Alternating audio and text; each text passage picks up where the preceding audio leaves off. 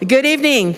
Welcome to the June 4th, 2025 meeting of the Oceanside City Council. Very special meeting. We have OHS in the house, track and field. Yeah.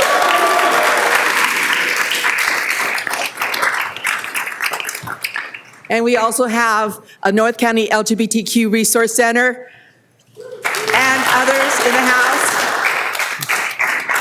So I'd like to go ahead and call this meeting to order and ask our city clerk to call roll. Mayor Sanchez. Present. Deputy Mayor Joyce. I saw him. We'll go down the line. Councilmember Figueroa. Present. Councilmember Robinson. Here. And Councilmember Weiss. Here. And our deputy mayor is somewhere. Is there a speaker? Oh, he ran upstairs. All right. Okay. Yeah. So please stand for the invocation. Tonight we have Pastor Sheldon Brown from Cause of Christ. Pastor Sheldon, welcome. Thank you, Madam Mayor, council members, distinguished guests, Oceanside track. Father God, we come before you this day to lift up the name of Jesus. We thank you for this city of Oceanside. We pray for peace, unity within the entire community of Oceanside. Lord, lead and guide this council and everyone else as they come and speak tonight. Let the peace of God be upon us all. And let us start with peace and let us end with peace. And may God be with us all. In Jesus' name, amen. Amen. Thank you. And we also have Willie Buchanan. Please remain standing for the Pledge of Allegiance. And Mr. Willie Buchanan, can you please lead us in the pledge? The flag's over here. Ready to begin. I pledge Allegiance to the flag of the United States of America and to the republic for which it stands, one nation, under God, indivisible, with liberty and justice for all. You may be seated. Thank you.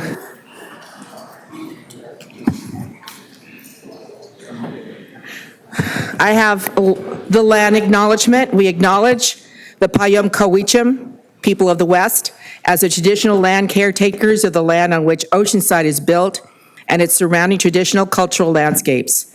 Today, the Payam Cowicham are known as Liseño and are made of 7 bands: La Jolla, Pala Palma, Pechanga, Rincon, San Luis Rey, and Saboba. We are mindful of the indigenous peoples in this place, and we pay our respects to the Liseño, past, present, and emerging. We are grateful to have the opportunity to be part of this community in Liseño territory and to honor their history, culture, and perseverance of spirit. Thank you.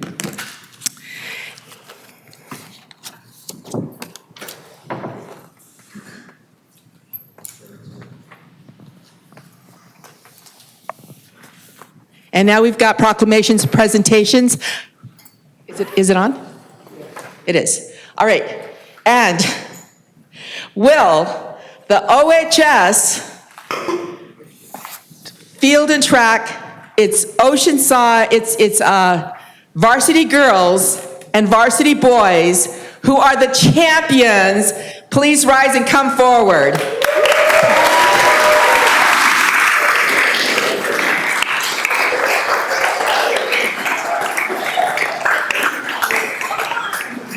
This is a historic year for OHS track and field for both boys and girls varsity. I've got some goosebumps. They were undefeated for season 2025, both boys and girls.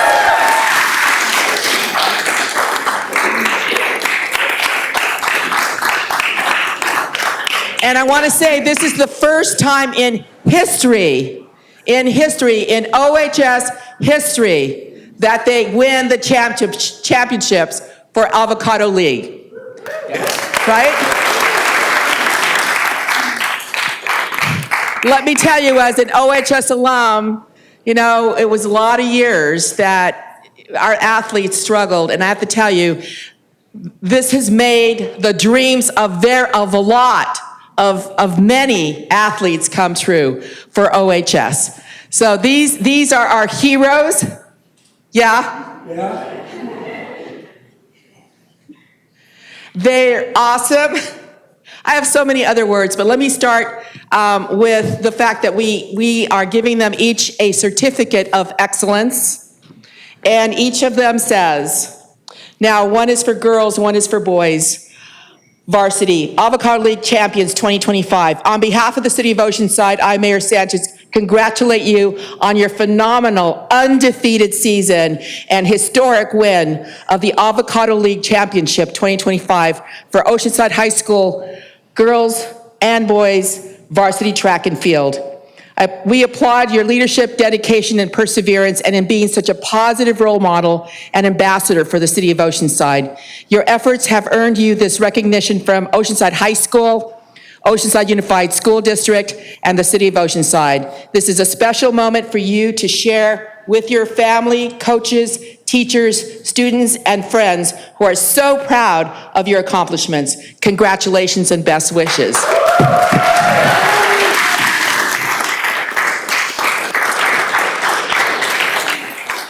Now we have some pretty awesome adults that help make this happen. Jesse Guillen, here I go, Guillen, who is, and I don't know if you know, the Guillen family here in Oceanside, it runs deep. We have Oceanside, City of Oceanside, right? Work for City of Oceanside. But this means so much, and I did see Guillen on the list for girls, right? So it's all in the family, right? But they are such a great family here, been in Oceanside generations. So I tribute to the Guillen family, really. Jesse, come out so at least you're being seen here, yeah. And of course we have Willie Buchanan.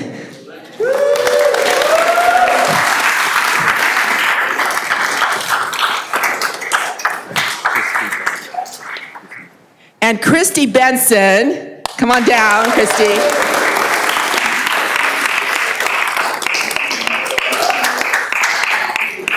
Now, you didn't know that Willie Buchanan did track and field, right? But I have to say, and I'm going to go ahead and read the names if you are here, because they're all together, there were 50. So I've got names here. I'm going to start with the boys, because they're on top here. And if you hear your name, we want to make sure that you all are being seen, okay? So, Carson, is it Beagle? Carson Beagle, Thomas Brown, Javen Buchanan,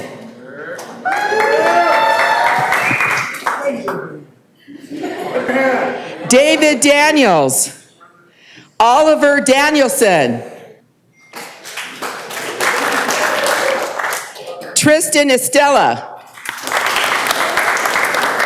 Anthony Flats, Shane Gale, Jaden Gibbs, Aiden Goodwin, Isaiah Hastings, John Arthur Hurtado, Kendall Jones, Brian Laveretta. Is it Nikki? Neke, sorry. Latui. Adonis Lucas. Adrian Luna. Alexei Merritt Powell. Carlos Ortiz. Robert Parada. Joshua Silva, Dorian Stevens, Derek Taylor, Alexis Torres, Hezekiah Wells, Buddy Espinoza,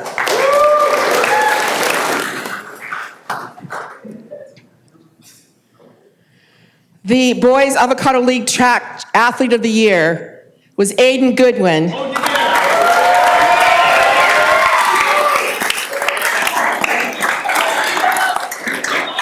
And Coach, what is it that he did? Because there's a lot of numbers on here. I don't understand all of them. Aiden won the 200 and the 400, breaking the school record that has been held since the 1970s in a 48:49.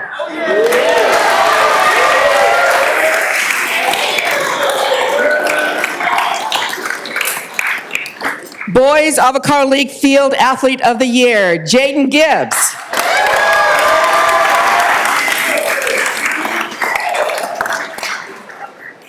Jaden qualified for CIF in both shot put and discus. It was a CIF champion. Followed that up by going to the state track and field championships up in Fresno this past weekend. It was a state medalist. You want to say this?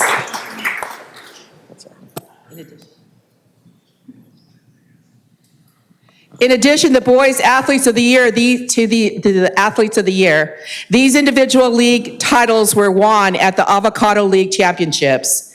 And that's the meters. Okay, the 4x4 relay team was the league champion, Robert Parada. Oliver Danielson is here today. Carson Beagle, and also Aiden Goodwin. Okay. Carson Beagle was also the 800-meter champion. Okay, now the girls. Ready? Lana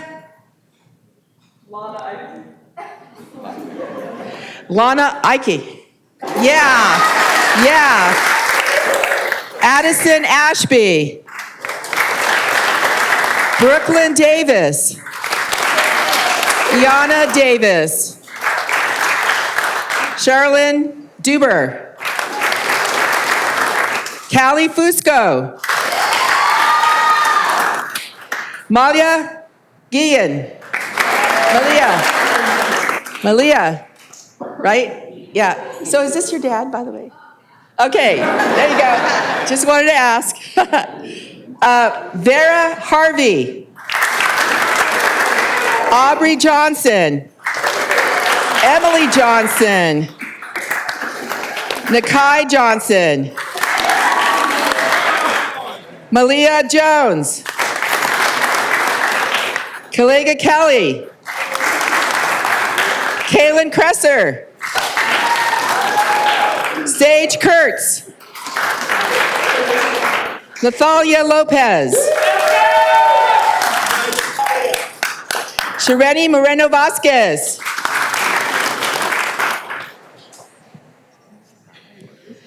Sanaya Murphy McDonald. Bree Murphy. Bree Murray. Corey Perry. Alexandra Sheeran. Dulce Soto. Kaylee Thorensen. Charity Wells. And Jaden Wilson.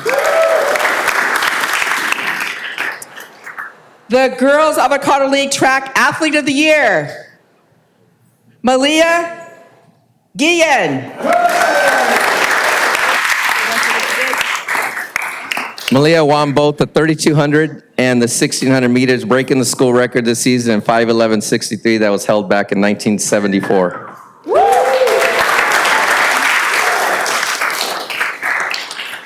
Girls Avocado League Track Athlete of the Year, Malia Jones.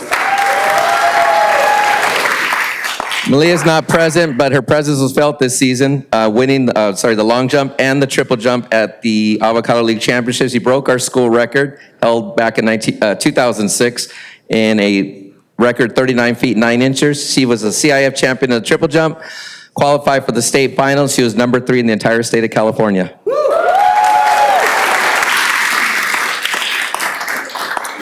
The girls won 8 of the 16 events contested at the league championships. In addition to the Athletes of the Year, these girls won individual league titles.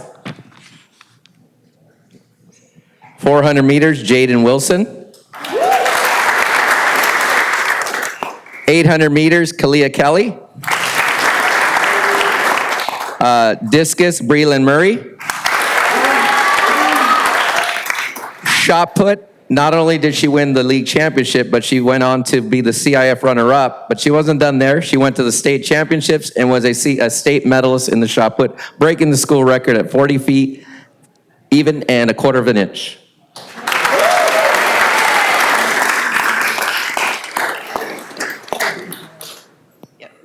I just want to say these boys and girls worked very hard all season long. They dedicated a whole 6 months, some of them even more, but they worked day in and day out, put up a great effort, and they showed a lot of resilience this season. We had a lot of injuries, but people stepped up and stepped in and filled in to come away with all these great accolades for the season. But a lot of them are very young. Most of them will be back next year, so we hope to be back and have an even stronger program next year. I want to thank all the taxpayers for putting us up a new stadium several years ago. And thank you very much. All right, so we're going to go ahead and have a picture, okay? So I think we have a couple of council members who would like to be part of this. Historic picture, historic year for OHS track and field, boys and girls varsity. Let's give them another great big hand, yeah. Let's see where. Can you be seen? Yeah. I want to make sure that. Can you see everybody? Yep. Over here.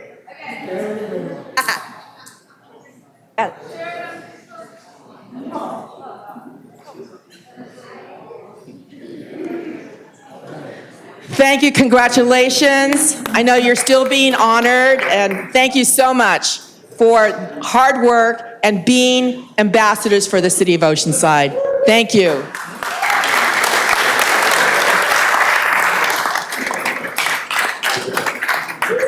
Thank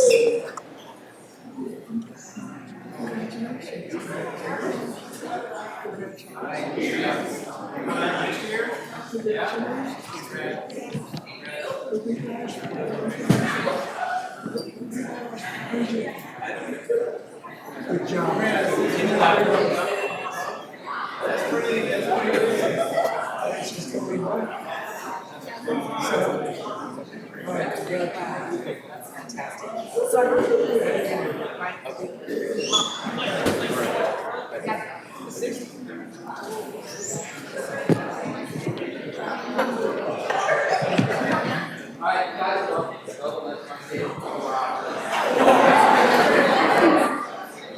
All right.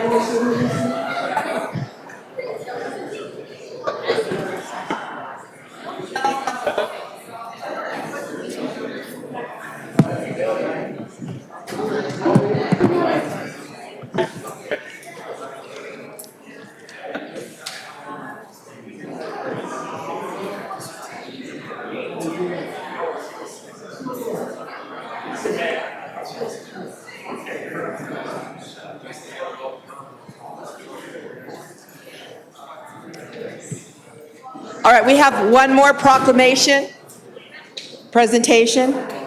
And this is a proclamation that we do every June. It's a proclamation in honor of June Pride Month 2025.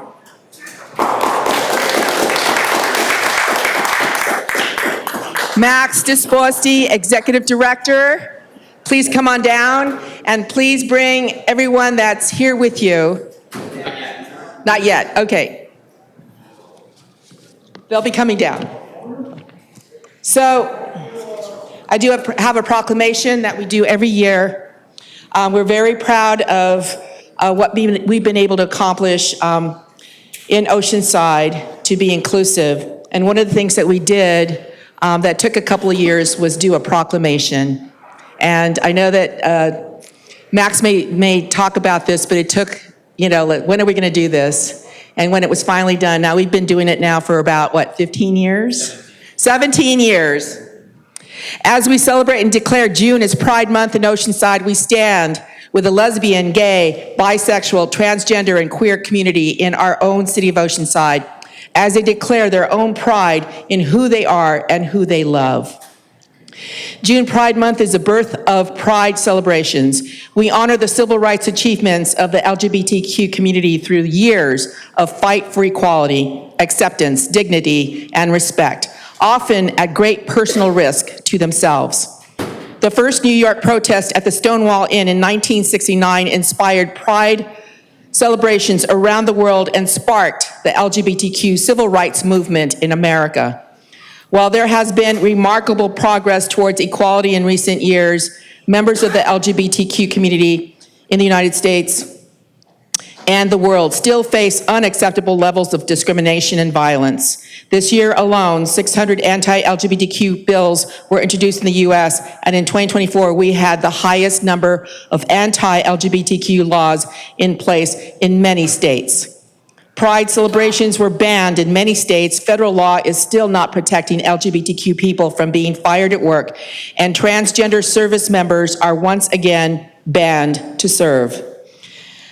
Whereas City of Oceanside is a multicultural diversity community comprised of residents and visitors who come from all walks of life and from all over the world. And whereas the City of Oceanside promotes a respectful and inclusive environment where all diverse people are respected, included, affirmed, and celebrated.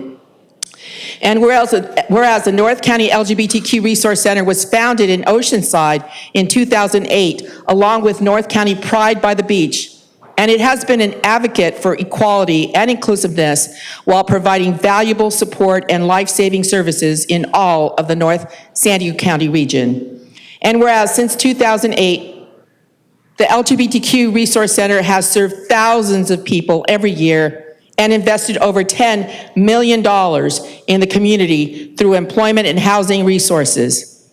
It has created the first affirming gender care services and therapy services, provided countywide LGBTQ awareness training to police, hospitals, and school districts, hate crimes reporting and services for homeless youth and families, support to veterans and active duty military, immigrants, and a youth shelter, and so much more. And whereas healthy and dynamic communities in the United States see LGBTQ centers as a driving force behind business development, safety, and inclusiveness and pride in our country's heritage and diversity.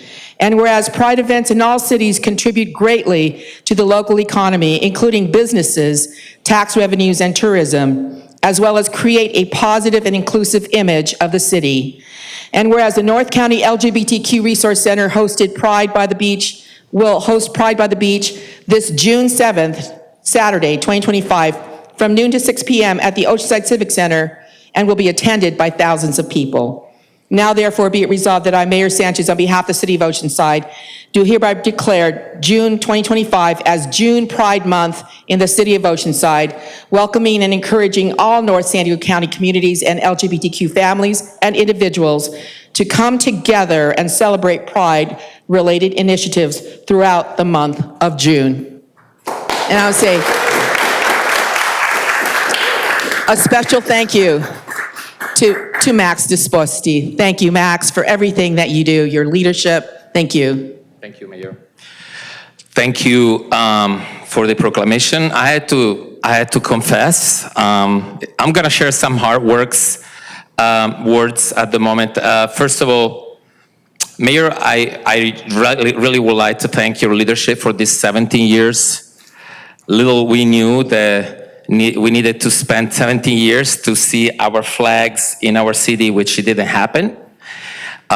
We spent a very difficult time going through our conversation. So why it took us 70 years of proclamation? Because we were afraid that the outcome was going to be what we saw 2 weeks ago. We feel that our community was betrayed. Yet we have great leadership within the city, so we were conflicted. Because the mayor's done so much for this community, but also newly appointed, elected council member, like Council Member Eric Joyce. I definitely applaud the city manager and the staff and the many, many employees that reached out to us in the past few weeks, disappointed and angry about the fact that this city didn't deserve a rainbow flag to be flown over the city, despite the work that our community has been doing, despite the fact that our not our rights, our LGBT identities are under attack. We share with you all how our transgender service members have been under attack in the past weeks, and now they can longer serve, and we are a serving community. We share with you the numbers of hate crimes that affect our community, even though some council members try to undermine the number of hate crimes against our community. We have been victimized and witnessed the microaggression of certain leadership against this community because the poll wasn't perfect, the policy wasn't right, this didn't work, and it's divisive. What is divisive is when we don't stand together to support human rights and we hear the voices of bigotry, ignorance, and isolations in our community. So we were conflicted today because I want to honor this leadership. On my left, the mayor, which was not aware of us not being very celebratory at the moment regarding the proclamation. We want to honor the history of this work together. But at the same time, we just can't do that, folks. We just can't pretend that nothing happened in our community when thousands of LGBT people have felt disregarded in the name of not being good enough for a flag in our city. We witness many conversations in many city councils in the past weeks alone in support of raising the flag. Easy peasy conversations, common sense, supporting human rights. The rainbow flag has always been one of the symbols of the civil rights movement in America, for America, with America, for the past 50, 40 years. And yet, all of a sudden, it becomes a conversation if, when, why. To the council member that were not in support, I would have wished they would have reached out to us when they were in a doubt. They made the choice to listen to other voices instead of ours, despite our plea for, please don't drag us through this if you're not going to vote for it. We have cried, we have implied, we have done everything we could, and I think this is a stain in our city, not being able to raise the flag during Pride Month. It's a simple request. A piece of feather, colorful, representing everyone, including our black and brown folks, including those most marginalized, has been put at test. And unfortunately, we didn't pass it. We didn't pass it. I put myself into it too, because I had so much hope for the city. So today, I want to honor, again, those reach out in support our Pride. We actually are going to have an amazing Pride this coming Saturday. We have hundreds of people, business owners participating, and then Roxanne will give you the layout of that. But we also are going to raise our rainbow flag at noon at the main stage in Oceanside. We're not going to give up, folks. I just want to let you know that. We're not raising our flag because we lost any hopes. I think there is still hope. Maybe not for this year. But I would like to send a message for those of you that think that supporting the LGBT community has a different recipe for each one of you. Like, oh, I'm supporting the LGBT community, but I'm not okay with the flag. It's not going to be okay anymore. Not in this time. We're not going to allow that. I'm not going to give you the privilege to say you support the LGBT community, then you vote against us over and over and over. It's not going to be okay anymore. So I invite you to think about that, because if you only read the articles the newspaper that came out in the past 2 weeks, the amount of hate, personal attacks done to me, to our community, our people go to work every day in fear because we're afraid that people are going to go after us, and they did. Those are the voices that you listen to. And so we will not accept any justification of any kind. Again, I want to honor our mayor for the work she's done, but we will not allow you space to invent your own recipe. Just ask LGBT people what is good for them. Ask them. If you're not part of this community, ask them. Solidarity is shown by asking your people, when you don't walk your shoes of black and brown people, trans people, ask them what is meaningful to them. Do not invent your own way to be supportive, because no one is asking you to. We're asking you one thing: raise the flag, and that didn't happen. So I work for the city as a commissioner. I volunteered for many years. I'm a community member. I'm a citizen. I'm a resident of this community. I'm extremely disappointed and angry. I'm trying to hold back. I'm a very positive individual, but this was really a little bit too much for us to come here, get a picture taken, celebrate the proclamation. We just can't do that. And Mayor, I hope you understand. Joyce, I hope you understand. This is not rejecting your hard work for many years. This is really something that our community will never tolerate, for us to come here, take a picture, and go home and pretend that everything is okay. Nothing is okay.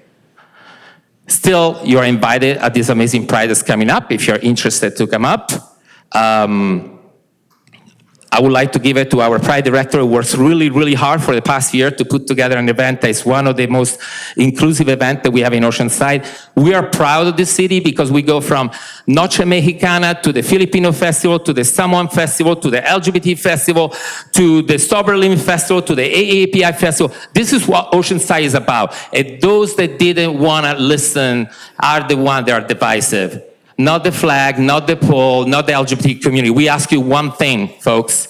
So look into your consciences. For those of you that voted not, we're here to talk to you if you need to, but we're not going to accept any excuses. We're here with walking the journey with you, but we're not here to create space for ignorance and bigotry anymore. So thank you for listening, and sorry for allowing thank you for allowing me the space and the time. I know it wasn't going to be easy. I want to share a few words with Roxanne Dettridge, our director of Pride by the Beach, so she can share a little bit the amazing things that are going to happen this Saturday. Thank you.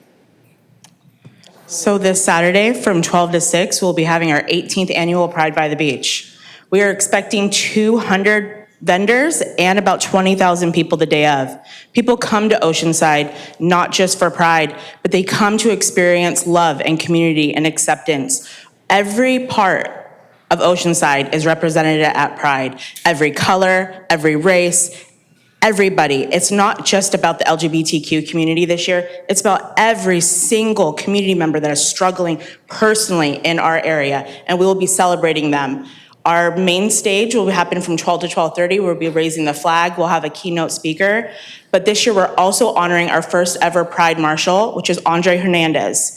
He came here legally on asylum and was detained illegally and deported. And we need to get that name out, and we need to see what's happening to our community members. We see it every day on the news. We see what's happening in our backyard, and we can't just forget it. They're not just a piece of paper. They're not just seeing a clip on TikTok. This is real people struggling, and Pride is going to be about giving those people the chance and their moment to be remembered. Thank you, Mayor. Thank you. Thank you.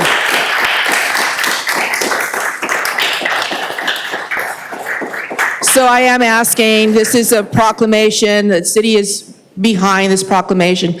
Please attend, please go this Saturday. It's right here in the Civic Center. And feel one with our community of Oceanside. Thank you.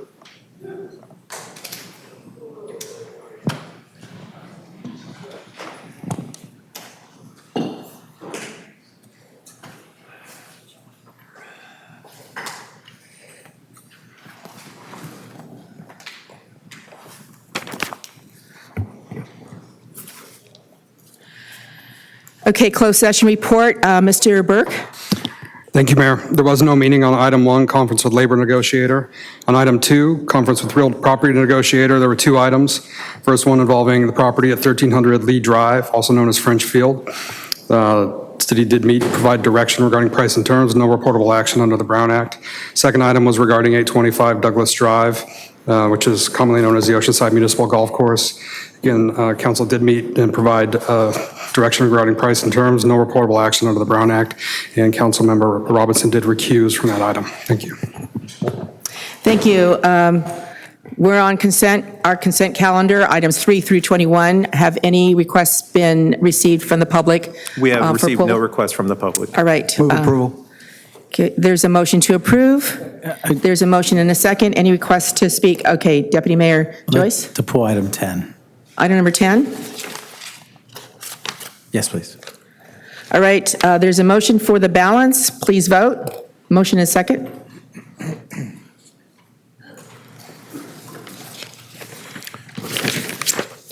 Motion approved, 5-0. Thank you. Item number 10 is staff recommends the city council approve an amendment to the professional services agreement with Circuit and an amendment to the memorandum of understanding with Sandag to extend the time period to December 31st, 2025 to continue operating the Go Side electric vehicle shuttle program. Did you want to speak on that? Yeah, so I pulled this item because I just had a couple of questions and I wanted to request a slight change to the area that we currently serve. So I already provided a map to our economic director and it included some areas that are just adjacent to the areas that are currently covered, but it would include areas like the True Care facility.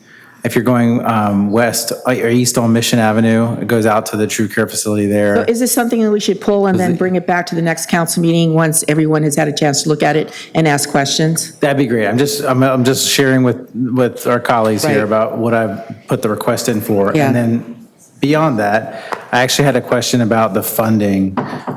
Do we have enough funds for this to go? Well, I guess, what is our funding situation just generally? Certainly, Mayor and Council, Michelle Geller, Economic Development Manager. Deputy Mayor, we have enough funding to get us through about July, August, September, almost into October. So this extension of these contracts will allow us to use those funds that haven't been spent yet. And we are hoping to get some additional money from Sandag through their Flexible Fleets Grant Program, which I believe the NOFA will be released in September. But kind of that gap period would be more like November, December, if we do get the grant, which would start in January. So the program costs around $30,000 to $40,000 a month. And that has been subsidized by the Sandag grant and also from Visit Oceanside. But that gap funding is kind of the question here. Okay, it sounds like there are some questions. I'd like to go ahead and move that we I still continue it. have some more information. You can do that in between the 2 weeks? The item is before us. I'd like to make some comments and then ask a All right, question and yes, continue. provide direction. So I hope that we No, can. Well, we're not going to make a motion now except to continue, so not direction. That would be something, You made a motion to continue? yes, I made a motion to continue. Okay, is there a second? Okay. I second. And basically, it's on consent. Usually, these are things that would not have an issue, and this is kind of changing things, and could be that, some of the costs might change. And so I think it'd be better if staff listens to all of us individually. I thought he was seconding for more to be able to continue with what he was saying, so not a motion to. Councilmember Figueroa, can you use your microphone? I thought the request was to allow Deputy Mayor Joyce to continue, and so that's what I thought I was seconding, not to continue until later. If he has to finish his comments, I support that. All right, no, my motion was to continue this for 2 weeks to the next council meeting, which will still be timely. I'm not trying to change anything about the contract that we have before us. I'm trying to bring to the members of the council attention that the funding is running out before the end of the year, and that I would like us to take up funding it in the gap so that we could. And that's something that is appropriate to bring before us because we can't have that conversation behind closed doors between us. No, but there could be changes if there is the money, because, this is the part that is very difficult to do on the dais when you don't have a chance to discuss with, there might be other questions that bring this, especially for me. Yes, so I'm not asking to change anything tonight. What I am asking is that I'm putting forward my thoughts that we should try to cover the gap between the potential new grant in the new year and the end of the money that we have to spend. So your motion is to approve 10, and you want to have staff look at some additional things. And I wanted to bring that to the attention of the rest of my council colleagues. That's it. Councilmember Robinson? Thank you, and I do wish you'd kind of let us talk and get through some of this stuff, but if the motion is to approve it, my only question was, Michelle, is there a need we should approve this tonight, right? Is that beneficial? There's no additional funding being requested tonight. It's simply extending the time period, because at this point, the contracts both end June 30th, and extending the contract's date just allows us to spend the money that hasn't been spent yet. Then I'm going to approve the motion to approve it. Okay, there's a motion and a second. Please vote.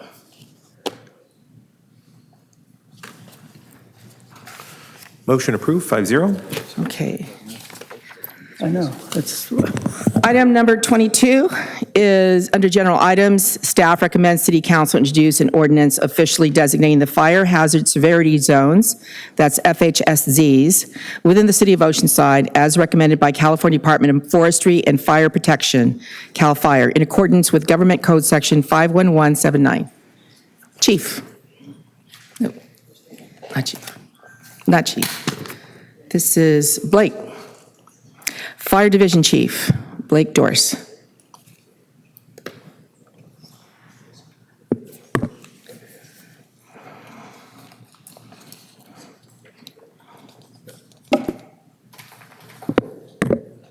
Good evening, Honorable Mayor, Deputy Mayor, council members. My name is Randy Hill. I'm the Assistant Fire Marshal. I'll be presenting in place of Division Chief Blake Dorse on the Fire Hazard Severity Zone Map Ordinance Adoption.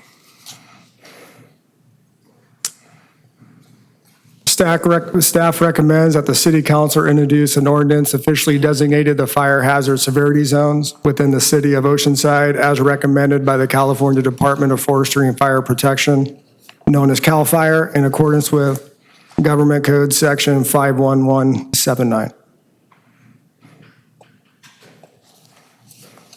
Section 51179 of the Government Code requires all local agencies to designate by ordinance the moderate, high, and very high fire hazard severity zones. These zones are based on fire behavior modeling through CAL FIRE. Such factors include fire history, flame length, vegetation, ember spread, terrain, and weather. All of San Diego County, including Oceanside, received these maps on March 24th, 2025. We officially made them available for the mandatory 30-day public comment period on March 26th. We are required to adopt it in our local ordinance within 120 days of that date. One important factor to say is that no local agency is able to decrease any fire severity zone. The last time these maps were introduced was 2007, which you see on the left-hand side. On the right-hand side is the new maps we just recently received in 2025. It is color-coded. If you see on the bright red, you'll see it's a very high fire zone. The orange is a high fire zone, and the yellow is a moderate. As you can tell that we've had more parcels that have been added in. There have been a few parcels that have decreased in zones, specifically on the south end of town. Here's an example of the state minimum requirements that have been published by CAL FIRE. The left-hand column, SRA, stands for State Responsibility Area. The column on the right is Local Responsibility Area, which is the City of Oceanside. Most of these requirements revolve around development, conditioning projects for development, and ensuring they are built to wildfire standards. This includes CEQA documents, Subdivision Map Act, safety element, fire safe regulations, building construction, and defensible space. Here's kind of a synopsis of the previous slide. If your home is located in the very high fire zone, you are required per the California Building Code, Section Chapter 7A, is to build it to a non-combustible construction feature. All homes located in the very high and high fire zone that is going to be sold is required to get a fire department inspection to ensure you get 100 foot of defensible space. In all new proposed developments that has to go through a CEQA document, we'll have a section in there for wildfire risk. So with that, staff recommends that the city council introduce an ordinance officially designating the fire hazard severity zones within the city of Oceanside as recommended by the California Department of Forestry and Fire Protection in accordance with Government Code Section 51179. Thank you. And you'll stand by in case anyone has a question. I will stand by, yes. Thank you. Are there any requests to speak from the public?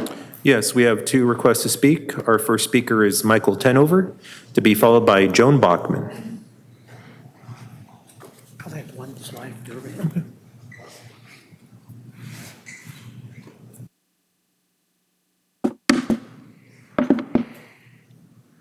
Honorable Mayor, City Council, my name is Mike Tenover. I'm representing the Wanda's View Firewires program tonight.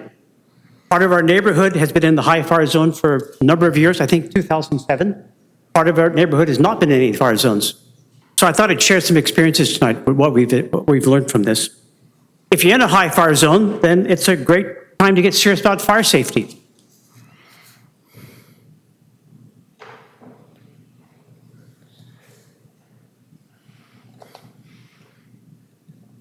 We worked with the Oceanside Fire Department. Chief Parsons has assembled an amazing group of people. It's been a great resource for the city. And together we work together to make our neighborhood fire safe. The most important thing for the homeowners is the so-called Zone Zero. This is the area immediately around your house within 5 feet. And the goal is to remove all combustible materials from this area. So we've been working on that for 2 years now. This year we have a new initiative where we're looking to replace that wooden fence on the left there with this 100% fireproof steel fence, 50-year lifetime, looks nicer, and actually it's about the same cost. So our program this year is to try to do that in our neighborhood. As I mentioned, some of our homes are in the high fire zone, others are not. We do not notice a difference in insurance rate between the two, as the fire marshal, I think, alluded to. My insurance, I'm in the very high fire zone. Mine's actually lower than my neighbor down the street who's not in the fire zone at all. Because there's lots of aspects to the insurance beyond just whether you're in a CAL FIRE zone or not. As we understand, the CAL FIRE is a hazard map. It's a long-term perspective. The insurance companies, however, deal with short-term risk. And we've talked to many of these insurance companies, and each has their own system of determining risk. Some do it in-house. Some use third-party companies like CoreLogic. And it's amazing how much they know about your neighborhood. They know individual trees in our neighborhood. They know who has a fire pit in their backyard, who has furniture on their decks. They really do their homework. So we suggest that you talk to your insurance company and you find out how to see if you can adjust some of these risks. We've had a very fruitful exchange with various numbers of insurance companies just to do that. Some of the things you can do are not even fire related. The biggest one we heard was install a smart water sensor in your home to detect leaks, to prevent floods in your house. That's a major insurance claim people have. Other things are things like security cameras and window and door sensors. Thank you. Thank you. Joan Bachman? Good evening, Council. Joan Bachman, local resident. As you know, I'm a big proponent of native plants. And I do want to point out a couple things. I'm not contesting the map, but clearing often results in non-native weedy grass. We have a landscape company that is actively changing native grasses to non-native weedy grasses on Oceanside Boulevard within city landscaping. That's kindling. That is highly flammable, and it's along all of our roads. So it often leads to, so this needs to change. And there are new understandings that we need to incorporate. I heard one, very important, 5 feet around your house. The house is number one, fix the house. But I also want to bring up that the Chaparral Institute went to a 20-year battle with the Department of Forestry, which is the boss of CAL FIRE. And they often think more Northern California forests. We don't have forests, we have chaparral. So they got a court ruling recently, and I'm going to read the findings. The Board of Forestry failed to address the impact of type conversions on chaparral and sage scrub to non-native weedy landscapes. They were trying to say that 10% left over was an okay way to clear a habitat. So 90% of it gone, 10% left, and they said that was okay.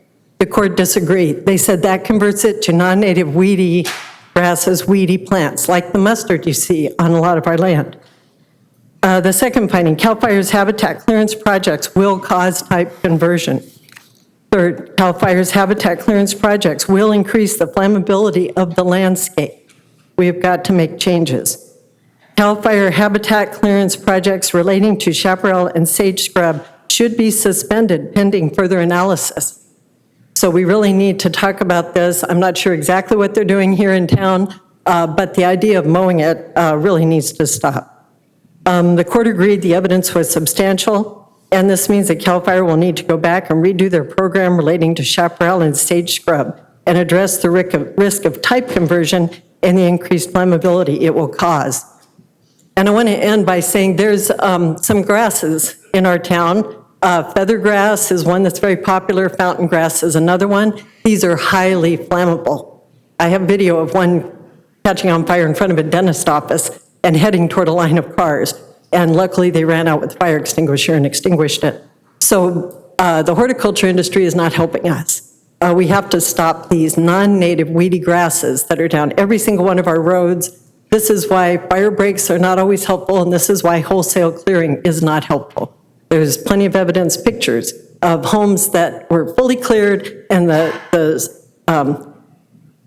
sparks just went right up the cleared space and took the home out while the native gardens survived. Thank you. Thank you, Ms. Bachman. Concludes our speakers. Thank you. To the council, Councilmember Weiss. Move approval, staff recommendation. There's a motion. Second. Okay, there's a motion and a second. All right, please vote. Can I title? Title. This is the first reading and introduction of an ordinance of the City Council of the City of Oceanside amending Chapter 11 of the Oceanside City Code by the addition of Article 2, Section 11.15.1 to formally adopt the state fire marshal fire severity maps pursuant to Government Code Sections 51178 and 51179. Thank you. Please vote. Motion approved, 5-0. Thank you. Item number 23, staff and the Police and Fire Commission recommend that the City Council approve a purchase order to Axon Enterprise, Inc. in an amount not to exceed $3.2 million for the purchase of upgraded replacement body-worn cameras, automatic license plate recognition cameras, and Fusus data integration platform, extension of Fleet 3 in-car cameras, and unlimited data storage for video captured by those devices utilizing Sourcewell contract, and authorize the Financial Services Director or designee to execute the purchase order. And we've got Assistant Police Chief John McKeon. Thank you, Honorable Mayor, Deputy Mayor, councilmen, and citizens of Oceanside. My name is John McKeon. I'm the Assistant Chief of Police of the Oceanside Police Department. I'm going to present to you a request to renew, extend, and enhance our body-worn and in-car camera platforms. The recommendation that we have here is staff and the Police and Fire Commission recommend that the City Council approve a purchase order to Axon Enterprise in the amount not to exceed $3,194,647 for the purchase, upgraded replacement of the body-worn cameras, automated license plate readers, Fusus, which is a data integration platform, and the extension of our Fleet 3 in-car camera system, along with unlimited data storage for those devices. Our body-worn cameras are electronic devices worn by uniformed officers to record interactions with the public, including criminal investigations, interviews, and general law enforcement activity. The Oceanside Police Department currently utilizes the Axon body-worn camera that we purchased in 2020. That contract expires at the end of this month as of July 1st. Although not legally mandated, body-worn cameras are now industry standards and widely expected by the public. They're a vital tool for their transparency and accountability, helping to de-escalate contacts and reduce complaints. In-car camera systems, we operate approximately 70 in-car cameras right now in our vehicles. This system was purchased in 2023 with a grant from the Department of Justice. The existing service contract runs through fiscal year 27-28. At the end of the 5-year contract, at the end of this contract, if we go with it, it's going to now align all of our contracts with Axon to be in one contract, making it easier for the procurement process and funding. As part of the contract, Axon's going to upgrade our software on these in-car cameras to enable the cameras to be automatic license plate readers. This enhancement will allow each patrol to act as a real-time license plate reading, delivering immediate alerts on vehicles of interest, improving investigations of suspected vehicles, and increase efficiency in solving crime. The Fusus integration platform here, I'm really excited about this. This is a software program that is going to integrate all of the things that we talked about, our body-worn cameras, our in-car camera, our drone deployments, real-time alerts, and evidence.com case files. All of these streams feed into one single interface, enhancing the capabilities of our new real-time crime center that we hope to stand up starting next month. Fusus enables seamless coordination between officers in the field and staff at the real-time crime center, resulting in faster and smarter policing. The Axon is the industry leader in body-worn camera and video evidence management. Currently, OPD has over 220 terabytes of data stored in this evidence.com.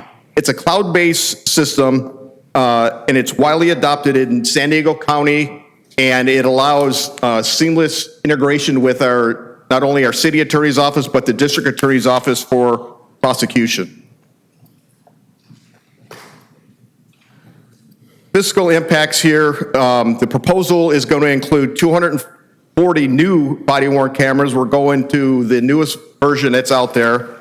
The ALPR software, the Fusus integration, unlimited cloud storage, docking stations connectivity, ongoing technical support.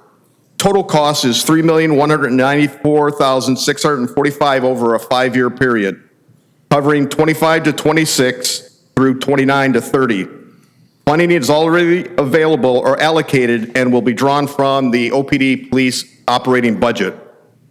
In conclusion, this investment modernizes and extends OPD's current technology, supports best practices in law enforcement, enhances our ability to serve and protect Oceanside with transparency and efficiency. So I'm recommending, our staff and the Police and Fire Commission are recommending that the City Council approve the purchase order of to Axon Enterprise in the amount not to exceed $3,194,647 for the purchase of upgraded replacement body-worn cameras, automatic license plate reader cameras, and Fusus, extension of the Fleet 3 in-car camera, and unlimited storage for the video storage captured by these devices. We are using the Sourcewell contract, number 101223-AXN, and please authorize the Financial Service Director or designee to execute this purchase order. That concludes my presentation, and I'm available for questions. Thank you. Do we have any requests to speak from the public? We do not. Okay. To the council. Councilmember Figueroa? Yeah, I just want to emphasize the importance of the body-worn cameras. As a former member of the Police and Fire Commission, I was appointed to the Standing Oversight Committee. While my time on that commission, and the Standing Oversight Committee reviews officer complaints, part of the practice of that committee is we go straight to the body-worn cameras whenever there's a complaint filed by a member of the public, and they have just proven to be an immense tool for oversight, an immense tool for accountability, and everything that's been reported, at least for the Police and Fire Commission, everything that I've heard since we've implemented the body-worn cameras, it's just been a great tool for the city to have. So, yeah, I just wanted to share that. Is that your motion? I motion. Okay, there's a motion for approval. Councilmember Weiss? Second. There's a motion and a second. Please vote. Motion approved, 5-0. Thank you. I'm going to go to item 30, advance written request to reserve time to speak. Ken Layton. And then we'll go to our public hearings.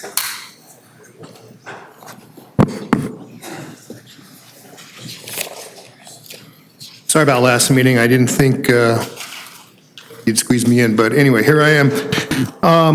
So I think it's important to know that all of the so-called PEG money, the cable money that everybody pays who gets cable, goes to KOCT. They get 100% of it each year.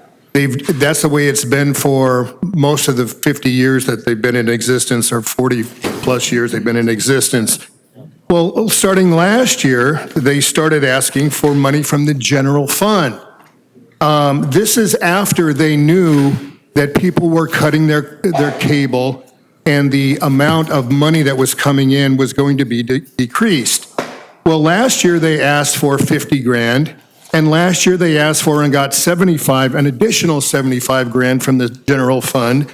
This year they asked for another 75 grand in March, and now they want another $250,000 from the general fund. They never, ever got any money from the general fund. Now, keep in mind, and this was pointed out to me, that if in 2 years, 24, 25, if you include the $300,000 in the PEG cable money, that's $600,000. The $450,000 they're now going to be getting from the general fund, that's 3 full-time staff that the city could use. If you cut that between the 2 years, that's at least 3 full-time staff that the city can use. And besides that, what about all the other, this is a nonprofit. What about all the other nonprofits that are on your list of priorities that are getting squat or they're getting squatted on so that KOCT can continue to play television? And the reality is that you've not done your work. You've not asked the public, do you even give a damn about KOCT? Is anyone out there watching? Well, they don't have ratings, but if you look on social media, on their own social media and another social media, they barely cause a ripple. And I think what you need to do is ask, what are they doing? Do they matter in your life? Are they doing anything for economic development? Doing anything for tourism? Does anyone care? Is anyone watching? And no one's answering these questions, and I think that's really sad. Now, keep in mind, there are only, of 18 cities in the county, only 2 have a public access type channel like KOCT. It's Oceanside and Del Mar. Well, Oceanside, through KOCT, has a 10,000 square foot studio that the city has to prop up because you think that it has to. In Del Mar TV is what it's called, they have a very small room within their city hall complex, and they somehow manage to get the work done. The other issue is look at Vista and Carlsbad. They use their PEG money that they don't take any money out of the general fund, and they use their PEG money to augment their infrastructure and their delivery and all that kind of technology stuff. Well, they somehow managed to do a very good job of delivering all of the meetings that they have to deliver, and they also do a very good job, I think some of you can attest to this, Vista especially, about creating interesting content that is viewed and seen by the public over there. So now it comes to the question, what is KOCT all about? Is it just like a vanity channel so that a handful of city people can see themselves on TV? and even though no one really sees it and there's no real benefit, they feel good about themselves. You have to ask this, and I don't think you've done your research or you've done any investigation about that. So I really think that you should have done that before all of a sudden, and this hasn't even been broached. Why did you start pulling money out of the general fund to prop up KOCT? This is from the days of public access TV, back when Wayne's World was a thing. It's just like Wayne's World went its way as far as in the media landscape, and so has public access TV. And I think so, if you do some research, I think you'll see that KOCT is the same. Thank you for your time. Thank you. All right, it is time for us to address public hearing items. We're going to go ahead and start with, we've got 6 of them. We're going to start with number 24. Staff recommends that the City Council adopt a resolution approving the engineer's report confirming the diagram and assessments and ordering the assessments to be levied for fiscal year 2025-26 for the Oceanside Lighting District, Assessment District number 2-1991. I'd like to go ahead and open this public hearing and request disclosures from council members regarding constituent contacts and/or correspondence. Staff only. Staff. Staff. City manager only. Staff. Mr. Navarro, do we have any correspondence and/or petitions? We have not received any correspondence or petition on this item. All right, we're going to go ahead and start with a presentation by Ms. Vicky Gutierrez, Real Estate Manager. Ms. Gutierrez? Good evening, Honorable Mayor, Council members. Vicky Gutierrez, Real Estate Manager for the Public Works Department, the Property Management Division. The item before you is staff is recommending council to approve the item for the Oceanside Lighting District Assessment District 2-1991. The lighting district was formed in 1991 pursuant to the authority granted by the Landscaping Lighting Act of 1972, which was codified in the California Streets and Highway Code. And each year, council is required to conduct a public hearing regarding the proposed assessments to be levied within the district. Since formation of the lighting district in 1991, the district assessments being levied have remained the same. One of the largest components of the overall expenditures in the district is the electric consumption. The total assessments to be levied by the lighting district for fiscal year 2025-26 will be $1,655,224. This concludes my presentation, and staff recommends council approve the item before you for the Oceanside Lighting District adopting a resolution confirming the diagram and assessments for fiscal year 25-26 and ordering the assessments to be levied for the said fiscal year. That concludes my presentation, and now available to answer any questions that you may have. Thank you. This is a public hearing. This is the time for the public to speak on this item. Do we have any requests to speak that are written? We do not. Okay. You did not have to have signed up if you wish to address the council on this item having to do with the Oceanside Lighting District.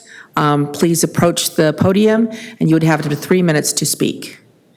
I see no one rising, so I'm going to go ahead and close this portion of the public hearing and go to the council.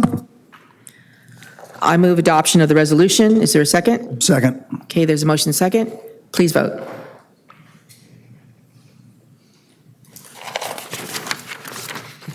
Motion approved, 4-1. Joyce, no.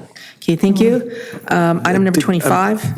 Real quickly, just. You can fix that vote. So it's 5-0. I meant- yes, Yeah, okay, 5-0. all right. Thanks. The record will reflect that. That's an accident. Item number 25, staff recommends City Council adopt resolutions confirming the diagram and assessments for each of the following landscape maintenance districts for fiscal year 2025-26 and order the assessments to be levied for fiscal year 2025-26. Del Oro Hills, Douglas Park, Wahomie Ridge, Marlotto Highlands, Peacock Hills, Mission Meadows, Area A, Mission Meadows, Area B, Rancho Hermosa, Santa Fe Mesa, Sunburst Homes, Sunset Hills, and Vista Del Oro. I'd like to go ahead and open this public hearing and request disclosures from council members regarding constituent contacts and our correspondence. Staff and several members of the Santa Fe Mesa and Wahomie Ridge districts. Staff only. Just staff? Just staff. Staff. Right. Mr. Navarro, do we have any correspondence and/or petitions? We have not received any correspondence or petition on this item. All right, we're going to go ahead and get a presentation from Vicky Gutierrez, our real estate manager. Ms. Gutierrez? Again, thank you, Mayor and council members. Staff is recommending council to approve the item before you for the 11 of the city's landscape maintenance districts. The city maintenance landscape districts were formed pursuant again to the authority granted in the Landscape and Lighting Act of 1972 as codified in the California Streets and Highway Code. Each year, council is required to again conduct a public hearing regarding the proposed assessments to be levied within the districts. The assessments will remain the same in fiscal year 2025-26 as they were last fiscal year for all districts within the staff report, except for Douglas Park, Guajome Ridge, Rancho Hermosa, and Vista del Rio districts, which include a CPI adjustment. The proposed assessments identified within the engineer's reports will be used to pay the costs associated within each of the city's 11 landscape maintenance districts for fiscal year 2025-26. This is to cover operation, maintenance, and material costs associated with each district. That concludes my presentation. Staff recommends council approve the item before you for the 11 Oceanside landscape maintenance districts for fiscal year 2025-26, adopting resolutions confirming the diagram and assessments for each district, and ordering the assessments to be levied for fiscal year 2025 for said districts. I'm now available to answer any questions. That concludes my presentation. Thank you. Do we have any requests to speak from the public? We do not. Okay. This is a time for the council to hear from the public on this item.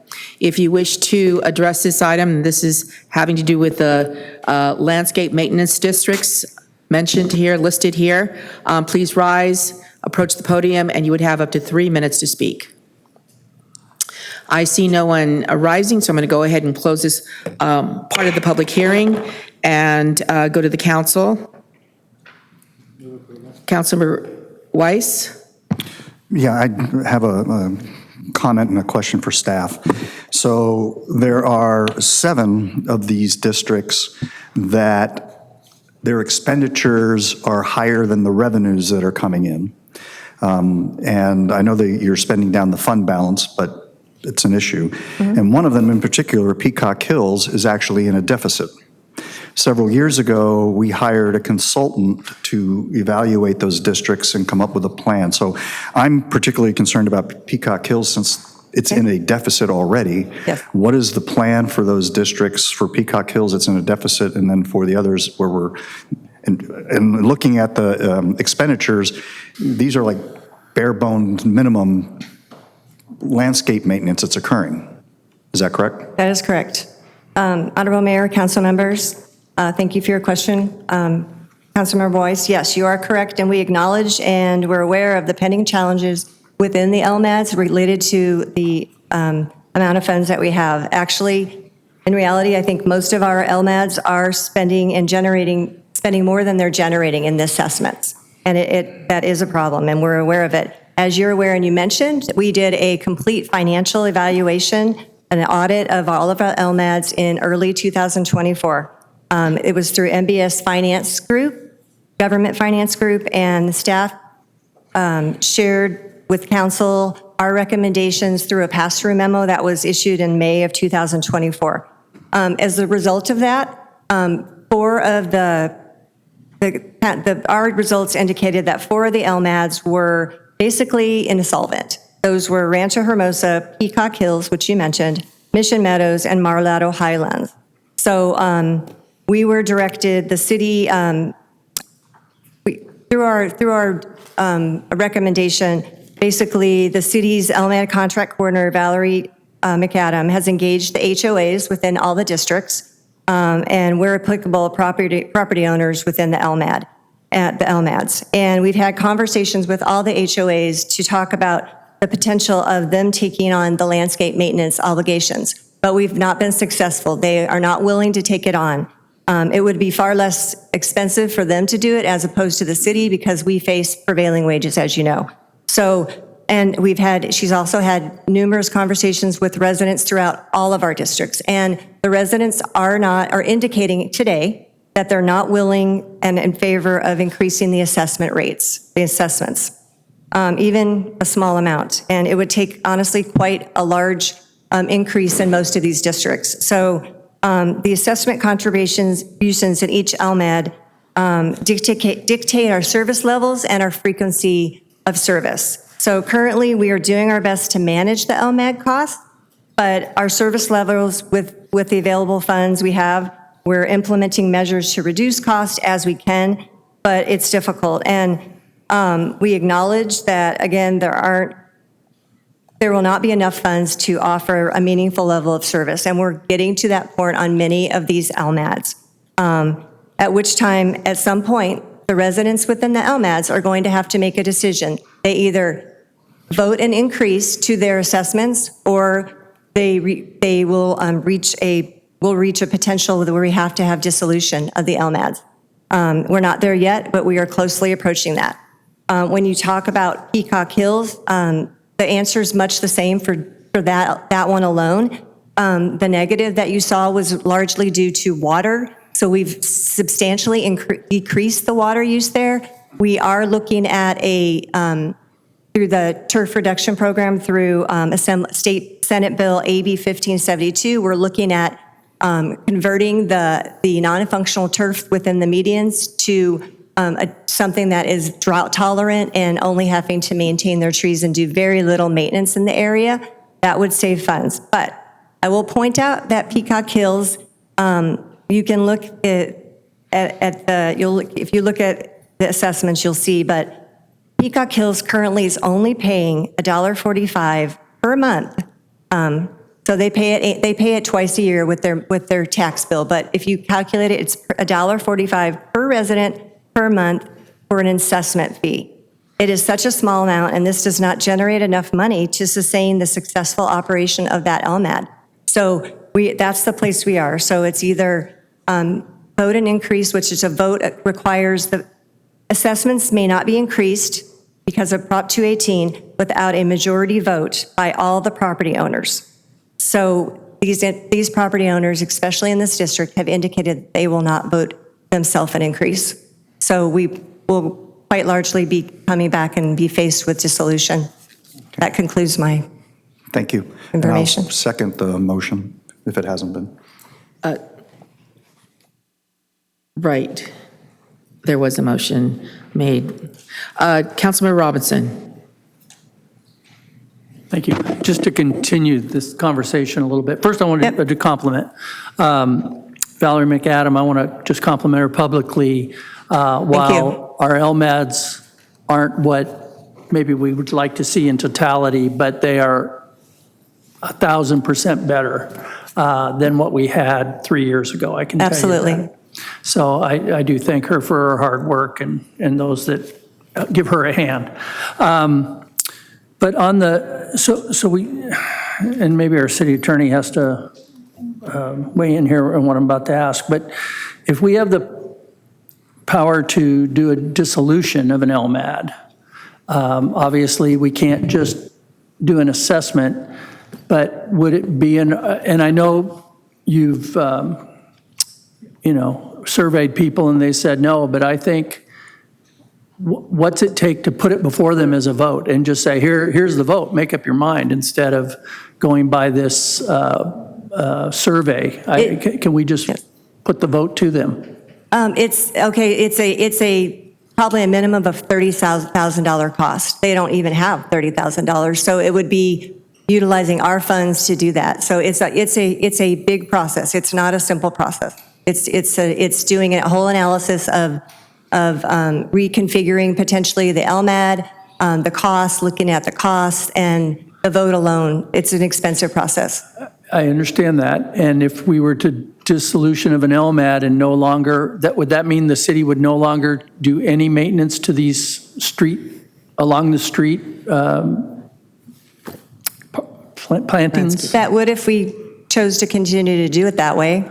There's always. So we'd be nothing but nature being what it is, it would go ahead and take back the land. We'd have weeds and In the Peacock Hills, the underlying owner is the city in those medians, but the LMAD, the medians were conditioned upon the developer who then formed the LMAD. So they're required, the property owners are obligated to maintain those medians. So they have an The obligation. medians, but I'm talking about just the LMADs themselves. If we do a dissolution. Mostly for Peacock Hills, it's the medians. Oh, okay. But, Yeah, but for the all other of- ones, all the other ones that are, They're all different, but the areas that are under an LMAD are typically, it's private property. So, for example, a lot of the HOAs won't take on obligation of a private property owner, so that's why they're kind of going, we're not going to do it. So it's,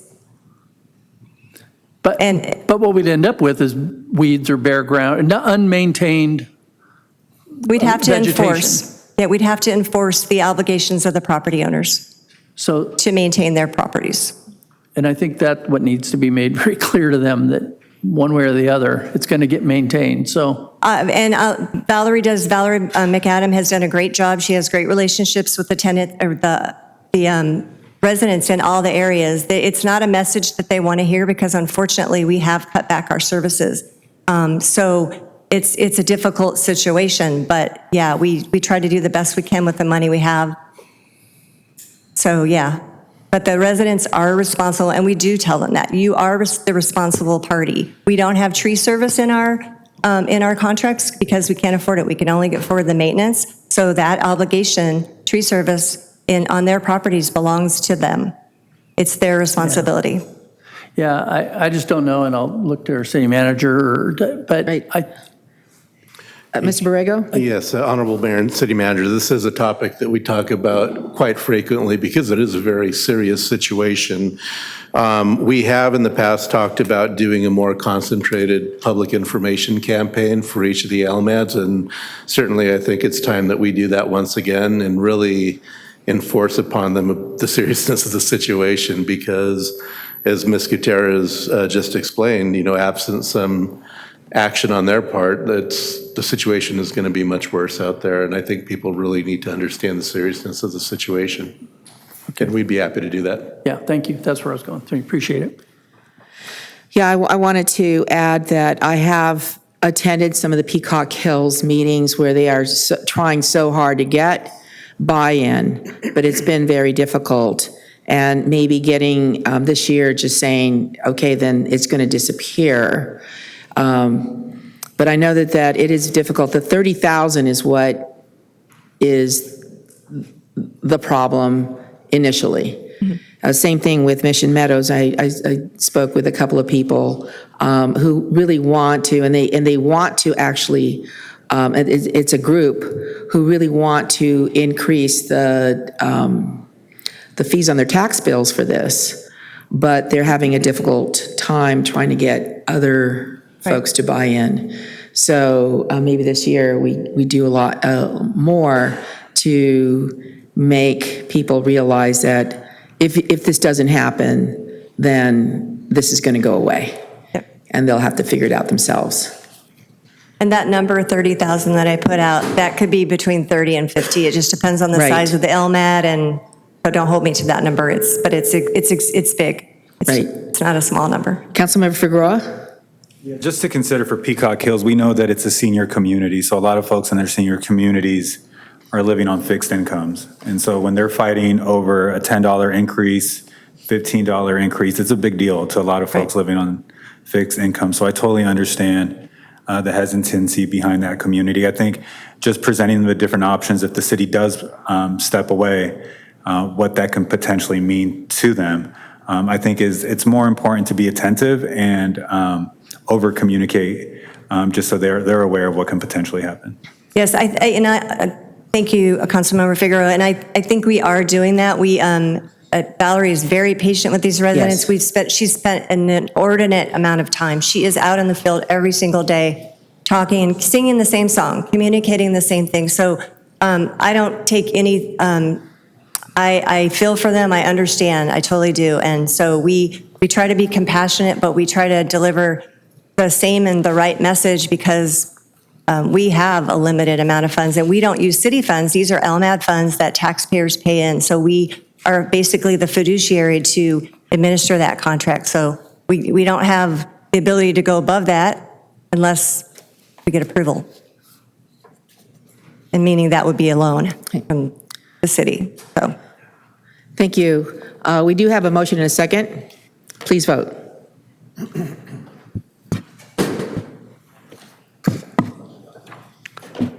Motion approved, 5-0. Thank you. Item number 26.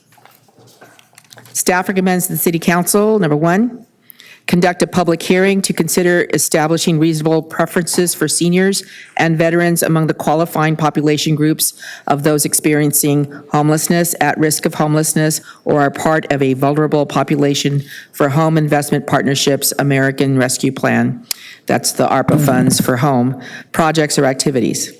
Number 2, adopt a resolution approving the second amendment to the fiscal year 2021-22 annual action plan to incorporate an amended home ARPA allocation plan establishing reasonable preferences for those benefiting qualified populations, authorizing its submission to the U.S. Department of Housing and Urban Development, and authorize the city manager or their designee to finalize the draft home ARPA plan and execute documents related to the Second Amendment of the 2021-22 Annual Action Plan and Home ARPA Allocation Plan on behalf of the city.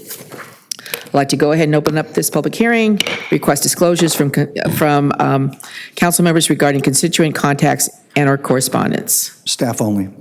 Staff report. Staff. Staff, community members, and I am the liaison to the Housing Commission.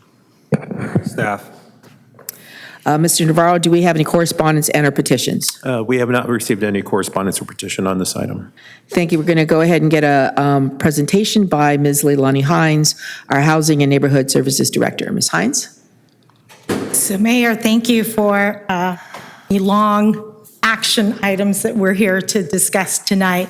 So as you recall, in 2021, the American Rescue Plan Act provided a significant amount of funding to help and assist our community. The city of Oceanside received approximately $2.2 million in what we call home ARP dollars. Those dollars were specific to helping and benefiting those that are homeless within our community or at risk of homelessness, and to increase housing stability. At that time, in April 2022, the council did approve a required home ARP allocation plan. And at that time, we had anticipated utilizing all of these funds for the development of the Greenbrier Village development. Subsequently, unfortunately, we had to use other funding sources that had expenditure deadlines. And so then in June 2024, the City Council conditionally awarded, as a result of our NOFA process, the development of Coast Villas, a 56-unit permanent supportive housing project, those home ARP funds. So in terms of the home ARP funds, it does require that we serve qualifying populations of homelessness. Our plan originally did not provide for a preference and just talked about all persons homeless.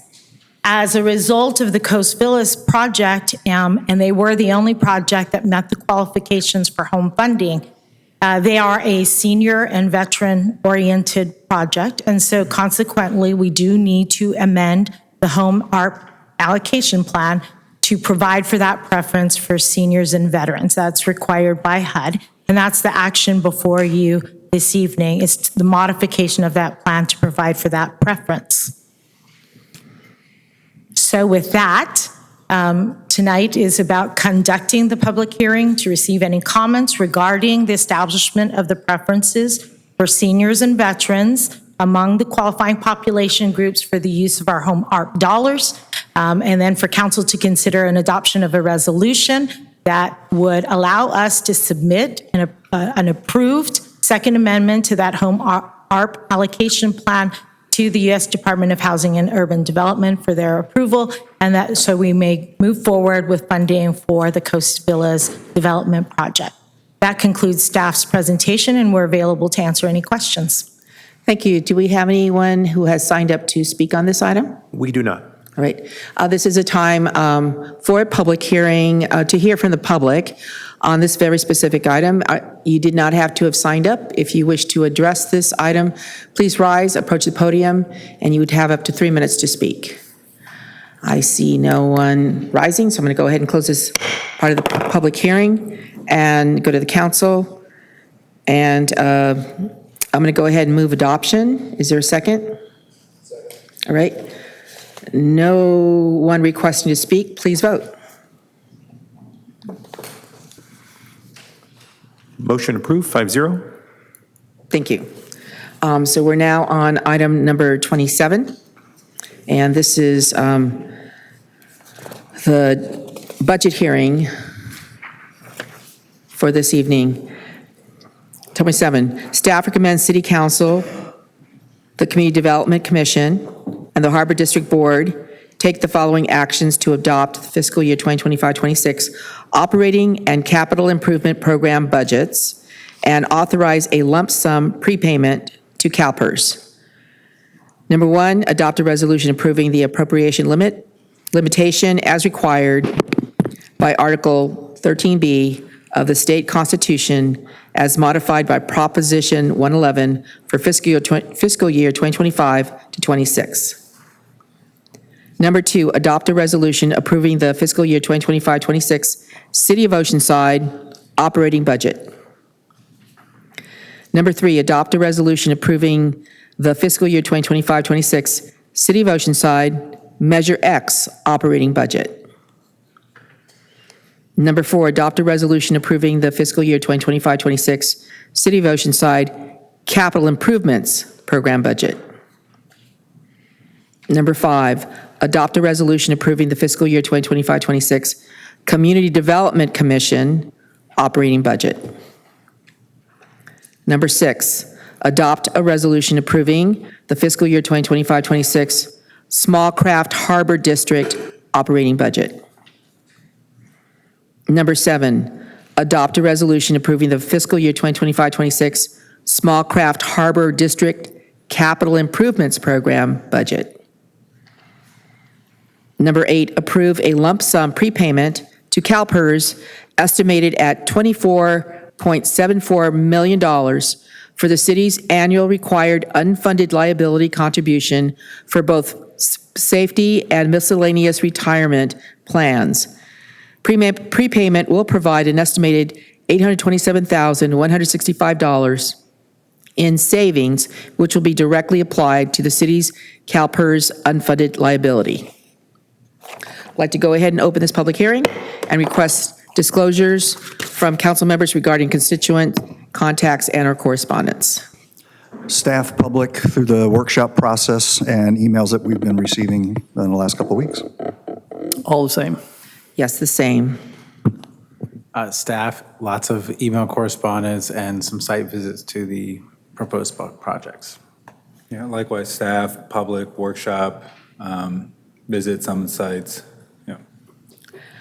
All right, Mr. Navarro, do we have any correspondence and/or petitions? We did receive a correspondence from the Coalition to Restore Oceanside Beaches, which was forwarded to the council, and all prior communication was forwarded to the council prior to this meeting. Thank you. We're going to go ahead and begin with a presentation by Jill Moya, our Financial Services Director. Ms. Moya. Good evening, Honorable Mayor and City Council members. I'm Jill Moya, Financial Services Director, and I'm here tonight to present item 27, the proposed budget for fiscal year 25-26. This public hearing is to adopt the resolution stated on this slide and approve a $24.74 million prepayment to CalPERS for the city's required annual contribution to its unfunded pension liability. The fiscal year 25-26 budget incorporates council's direction from the April 30th workshop. All operating budgets are balanced budgets where one-time funds are not used to cover ongoing costs.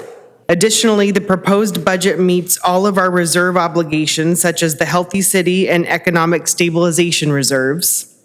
The total appropriations in the proposed budget for all funds is $626.56 million, Operating appropriations totaling $580.46 million, and CIP appropriations totaling $46.1 million. So for the general fund, the revised proposed budget increased by about $568,000 since the budget workshop on April 30th. $68,000 was added to the Parks and Rec budget to purchase soccer goals for school sites, and $500,000 was added for the Brooks Theater expansion. With these adjustments, we are now projecting a $1.33 million general fund surplus for fiscal year 25-26, along with the planned use of $4.38 million in reserves for one-time items. For Measure X, the revised proposed Measure X budget includes a 3-year plan to add a second fire battalion. For fiscal year 25-26, 1 chief will be funded by the general fund and 2 chiefs will be funded by Measure X. For fiscal year 26-27, 2 chiefs will be funded by the general fund and 1 chief will be funded by Measure X. And in fiscal year 27-28 and ongoing, all 3 chiefs will be funded by the general fund. Additionally, $150,000 from Measure X's $1 million allocation for grant diversion and youth programming is proposed to support after-school programs at John Landis Park. The Year 7 spending plan includes $16.59 million of revenue with $12.47 million of operating expenditures supporting public safety and homeless prevention programs. $5.5 million is appropriated for capital improvements, which include $4 million for street and road repairs and $1.5 million for pier and beachfront improvements. Harbor's proposed budget had no changes after the workshop.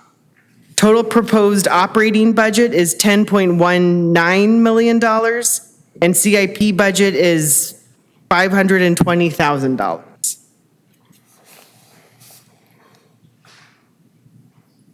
For the water utilities proposed operating budget, there were also no changes after the budget workshop. The proposed budget includes increases for 2 position additions, energy and chemicals, and rate increases from suppliers. For the capital improvement budget, the revised proposed budget includes the addition of $2.25 million of projects that were added since the workshop. This includes $950,000 for Prince Memorial Skate Park lighting, $600,000 for the design of the Welcome to Oceanside overhead entry sign, and $700,000 in anticipation of the city taking on the responsibility for Phase 3 of the San Luis Rey River. This funding covers expected maintenance, monitoring, and environmental compliance requirements of that area. There were no changes to the water utilities capital project budget since the workshop. The total CIP proposed budget includes $46.1 million of new funding and a total budget of $213.68 million, which include carry.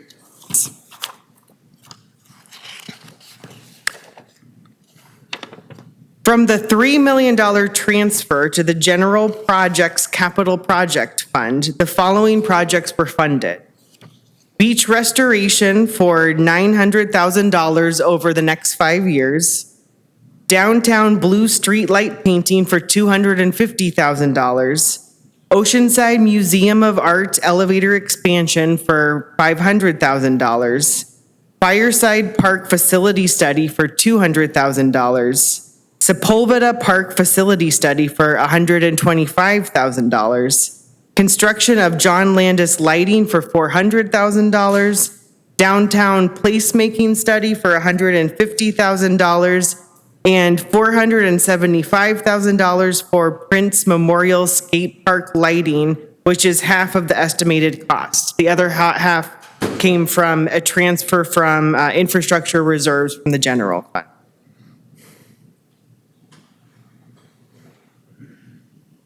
Now, the current proposed budget includes that $950,000 for Prince Memorial Skate Park lighting, which is covering both design and construction. But if council directed, we could approve $150,000 tonight for just the design and environmental clearance, and then request the construction funding at a later date.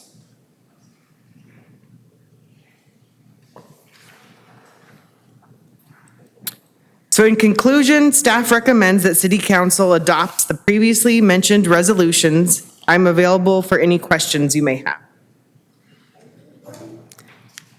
Thank you. I do have a question having to do with the Prince Memorial Park lighting.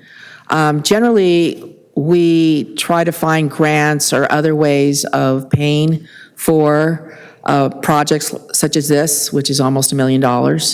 Have we approached the developer who is doing the WAVE project across to see if there are any opportunities for working together on that? Mr. Borrego? Honorable Mayor and council members, I know there have been. Is your speaker on? Yeah, thank you.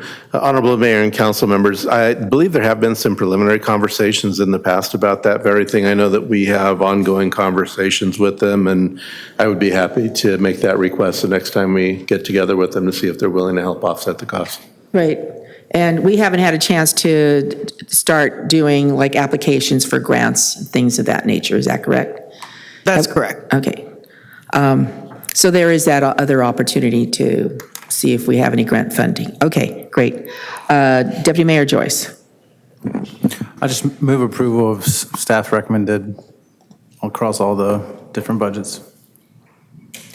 You weren't asking a question. This is public hearing, so I need to ask about the public first. Oh, no, I don't have a question. Okay. All right. This is a public hearing. This is a time to hear from the public regarding our budget for this coming year. And for all of those different phases of the budget. Do we have anyone that has actually requested in writing to speak? Yes, we do. We have 7 speakers. Our first speaker is Charlie Bowen, to be followed by Steve Mayshu. Mr. Bowen? Good evening, Honorable Mayor and council members. I'm Charlie Bowen, and I run communications for Save Oceanside Sand. With no known increase to the beach restoration budget as presented at the budget workshop, I'm requesting that City Council direct staff to develop a comprehensive budget plan that properly funds beach restoration and coastal management. In James R. Houston's 2024 updated report, The Economic Value of America's Beaches, he states that 3.4 billion U.S. beach visits annually is greater than the combined total of almost all recreation activities outside the home. Beaches also perform a double duty of protecting land infrastructure during storms. Beach nourishment has an extremely high return on investment, with U.S. beach visitors generating annually about $3,000 in economic output, $1,400 in direct spending, and $200 in taxes for every dollar spent on nourishment. That's every dollar spent on nourishment.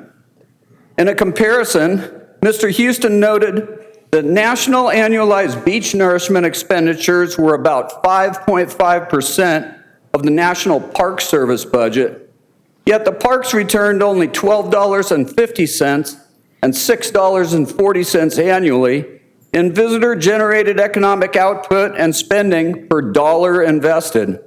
That's a good return on investment, but it's only 4% of the return on investment of beach nourishment. In closing, Oceanside is a lot of things to a lot of different people. The one thing it will always be is a beach community. I implore you to give the residents restored beaches. Our city government seems to want a lot of things based on Mr. Houston's research. I'd say the way to get those things accomplished is by restoring our beaches. Thank you very much for your time tonight. Thank you. Steve Mashu? Hi. Tonight I'm representing North Coast Village Homeowners Association Board. In May, our fire insurance premium jumped from $350,000 to over $900,000, and we had to take a $100,000 deductible to even get it below the $1 million line. Our insurance broker told us that carriers are now using drones to assess fire risk, and the dense, highly flammable vegetation in the San Luis River Basin, especially at Arroyo Donax, was a major factor in our skyrocketing rate. The area burned, if you'll remember, in February 2020, and it was a tough fire to put out, and it was nasty. Big black smoke clouds, everything. So this isn't just a flood issue anymore. This is a fire risk that's impacting real people, real neighborhoods, and real costs right now. We were encouraged to learn from John Borrego that the Army Corps is prepared to start the San Luis River Flood Risk Management Project this fall. It's a vital step, not just for flood protection, but also for wildfire prevention. So it's a dual purpose thing, floods and fires. But the project hinges on the city fulfilling its 25% share. According to Attachment M of this budget, which John authored, that's $57.6 million.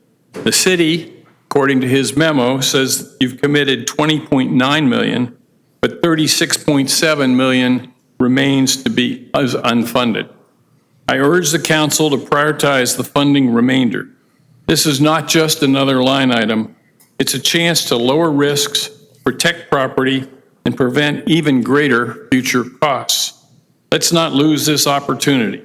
North Coast Village's 1,446 owners of 550 units, thank you. Thank you.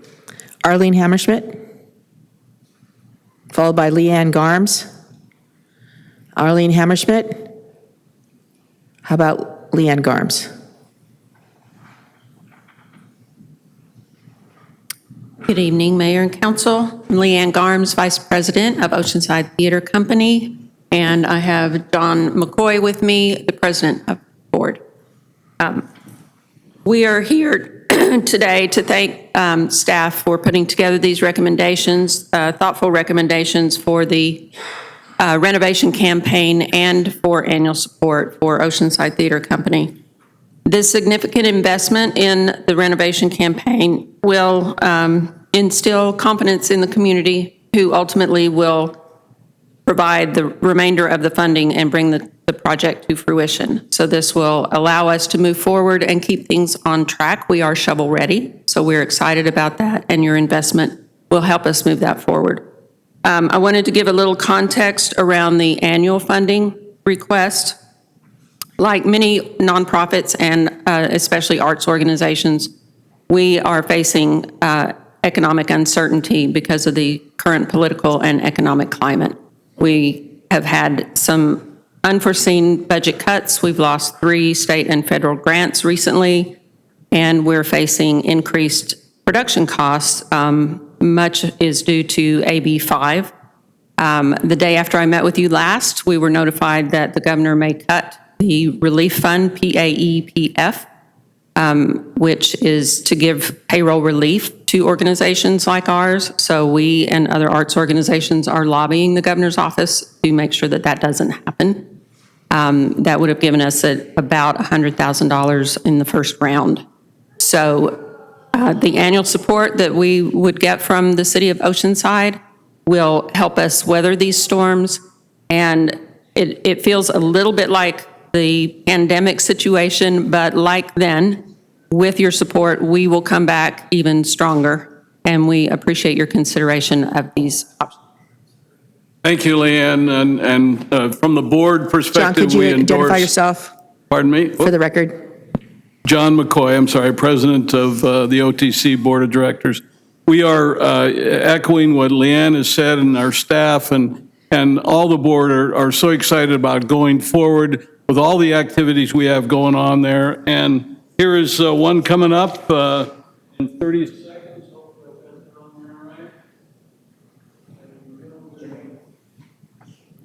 This is one of the cultural, community, and fun events we have there. It's an artist open house, plus we are working with OCAF on the piano project, the painted piano project. So come by on Friday the 13th, see Robert Parker play our brand new painted piano, and it's a community effort, and I hope everybody can show up. And we're so excited about having everyone come to the Brooks Theater. Thank you very much for your support. Thank you.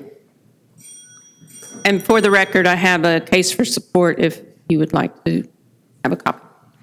Thank you. Dwayne Carter, followed by Zach Dowdy.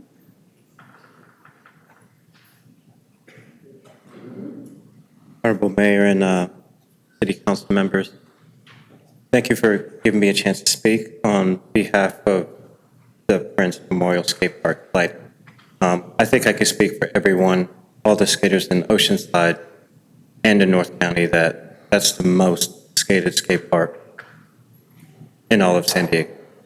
We're the only town with 4 skate parks, none of which are bad. We have Vista and we have Carlsbad that have skate parks. They have illumination. And as busy as that skate park is, we feel that lights there. Not only for the skateboard community, it'd be safer for lights to be there, but it'll strengthen our community.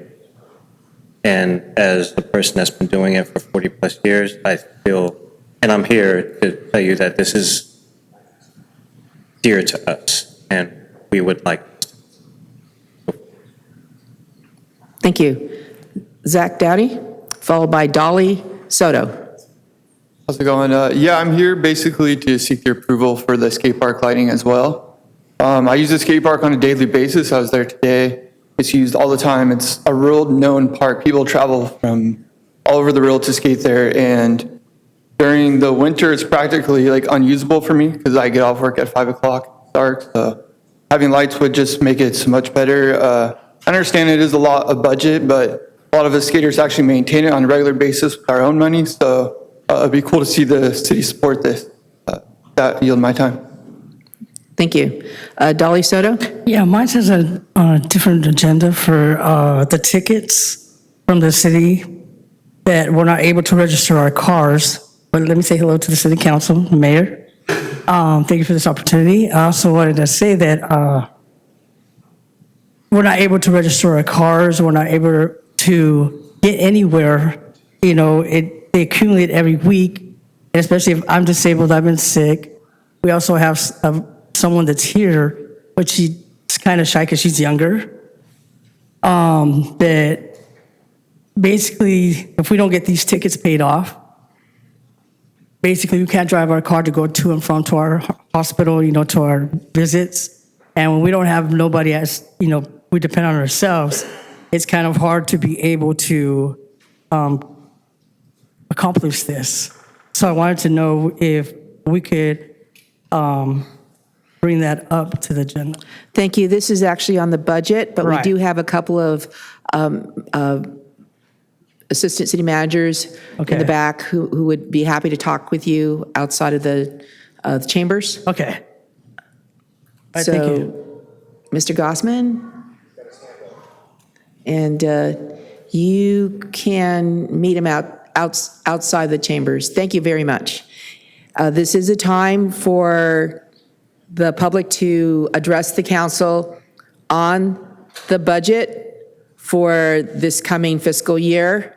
If you did not have to sign up, you can simply do what Ms. Joan Bachman is doing, is rise up, approach the podium, state her name, and then she can speak for up to 3 minutes. She's going to speak for up to 3 minutes. So anyone else wanting to do that, please approach the other podium so we can keep going. Thank you, Ms. Bachman. Yes, Joan Bachman, local resident. I just want to point out there's a couple ways to think outside the box here. Budgets could drive good behavior. One area where that is totally worthless to the city are cul-de-sacs. They do not help with traffic. They just generate more cars. They create more paved spaces. And perhaps abandoning cul-de-sacs and not paying for them might be a good part of the budget to take out, and we could put that into walkable streets and bike lanes and all kinds of other wonderful things that actually do drive good change. Also, the discussion about the landscape districts and how they're going bankrupt. I've often said that there are failed landscapes, and the number one indicator of a failed landscape is people with power tools. So if they're walking out there with a bunch of power tools and blowers and mowers and all that stuff, the landscape is going to fail. It's driving it in a certain direction that will result in weedy grasses, as we know, which will then be fire hazard. It's not a self-sustaining landscape. The soil is being destroyed. And so there's a lot of things that could be done. We have whole areas that are cared for by a plant I've mentioned many times, saltbush. A huge section of El Camino is landscaped in saltbush. There is no mowing and blowing, and I think the city pruned it once in about 10 years, or maybe it's been 8 years. So there are other ways to do things, and I think we need to really start thinking about that. And also, we really should be looking around and seeing Oceanside and having all this landscaping that is basically degrading the earth is costing us a fortune in money, in noise, in air pollution, and in loss of habitat. So I think there are different ways to do things. So those are just two ideas. I'm sure staff has many, many more. But let's look at the change we want to see and drive the budget that way. Thank you. Thank you. Anyone else wishing to speak on this item? I see no one else rising, so I'm going to go ahead and close this portion of the public hearing and go to the council. Deputy Mayor Joyce. Okay, I do have questions.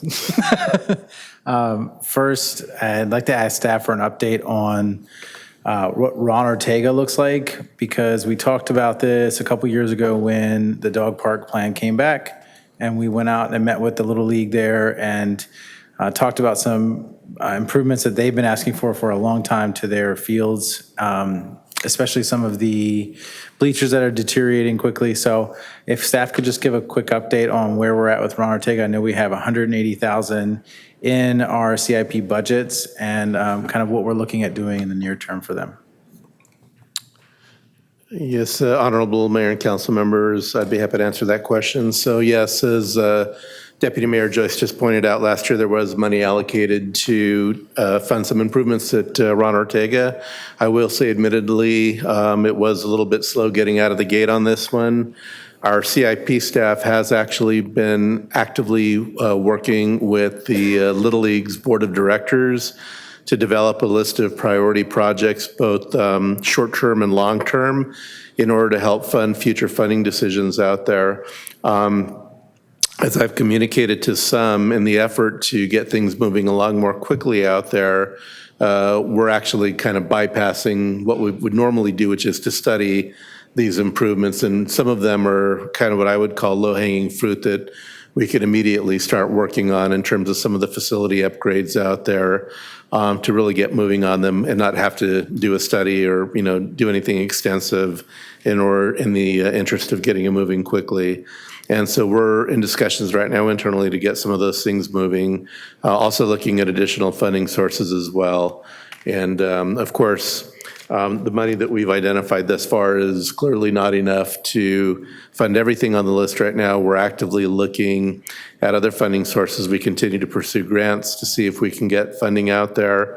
Of course, we've also, as part of our annual federal lobbying, we've sought federal funding as well to fund improvements out there. Thus far, we've been unsuccessful, but we continue to look for funding opportunities out there. But it does remain a priority for staff, and we would be happy to bring some information back to council in the very near term here in terms of where we're at in terms of the projects we've identified to move forward with at this time. Thank you. I appreciate you getting that on the record. And then I had a question for our coastal manager about the sand, because that was kind of brought up. I'll just say that you're coming down because I can see that clock ticking away. So there was a question about kind of long-term and sustaining funding. Is it possible for us to get out a document about our long-term and short-term plan, something that could maybe reassure some of our community members about how we're planning on moving forward with funding our sand plan? Yes, so thank you for the question, Deputy Mayor Joyce. My name is Jamie Timberlake. I'm the Coastal Zone Administrator for the city.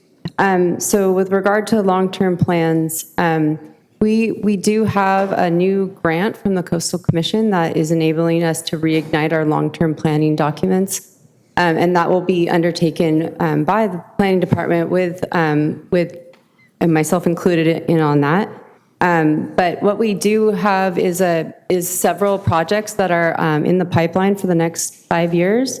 They are on our coastal management webpage. We do discuss them and the timelines associated with them. Sometimes the timelines for sand nourishment projects are a bit difficult to nail down and be steadfast on, and that's just in kind of the nature of these types of projects. You're dealing with the ocean. You're also dealing with a lot of heavy costs that are associated with mobilizing a dredge and transporting sand from an offshore area to our beaches. And so there are sometimes a lot of unknowns with the plans, but we do have projects that are in the pipeline that we can bring forward in a more robust way in a strategic planning document. However you would see fit for us to communicate about that. Thank you so much. I can add to that too in terms of the funding. We have multiple different funding sources for our sand projects. So we have the general fund, transfers from the general fund to our CIP accounts. We have Measure X and we have ARPA. So where there's currently $4 million of available funds, but what's new in this current budget is another $1 million of ongoing funding. And that there's a new project to Measure X. We've added it to the CIP. So there's a lot of new additional funding that has been added to this current budget. Excellent. Thank you. I really appreciate the update. I just want to lend support for the Sunshine Brooks Theater and the Oceanside Theater Company. I got to see a show there this week and it was so good. And then just a quick comment on the skate park lights. I think it'd be a great idea for us to seek out other funding. I would strongly urge our council to include the recommendation from staff. I think it's probably a very high estimate of what it's going to cost. And what we do is we put that in the budget. While they're doing design, they can look for other sources of revenue. And if they find it, great. If not, we're still raring to go. We get it done. So that would be my recommendation. So I would move approval of the budgets before us. Councilmember Robinson? Thank you. I guess I want to ask a question. First of all, it's easy to see that there's not enough money to fill all the gaps that everybody has, and I agree with the deputy mayor on support for our arts and the theater group and KOCT and all that. But I just want to focus on a little bit because of what we heard about KOCT earlier.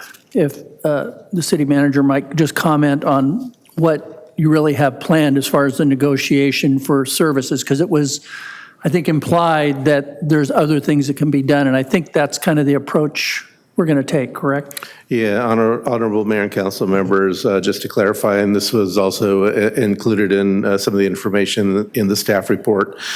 So in discussions with KOCT based on their latest request, what the concept at this point is to take a look at the current agreement that we have with KOCT in order to make sure that the city is actually getting, first and foremost, making sure that we're getting the most value out of that contract. It is a fairly old contract, and there are some elements of that contract in terms of KOCT's obligations that, quite frankly, we're not using right now. But there are other opportunities potentially out there that to leverage KOCT in a more meaningful way, primarily with respect to pushing out more information on social media. The concept is actually to enter into a one-year pilot program with them.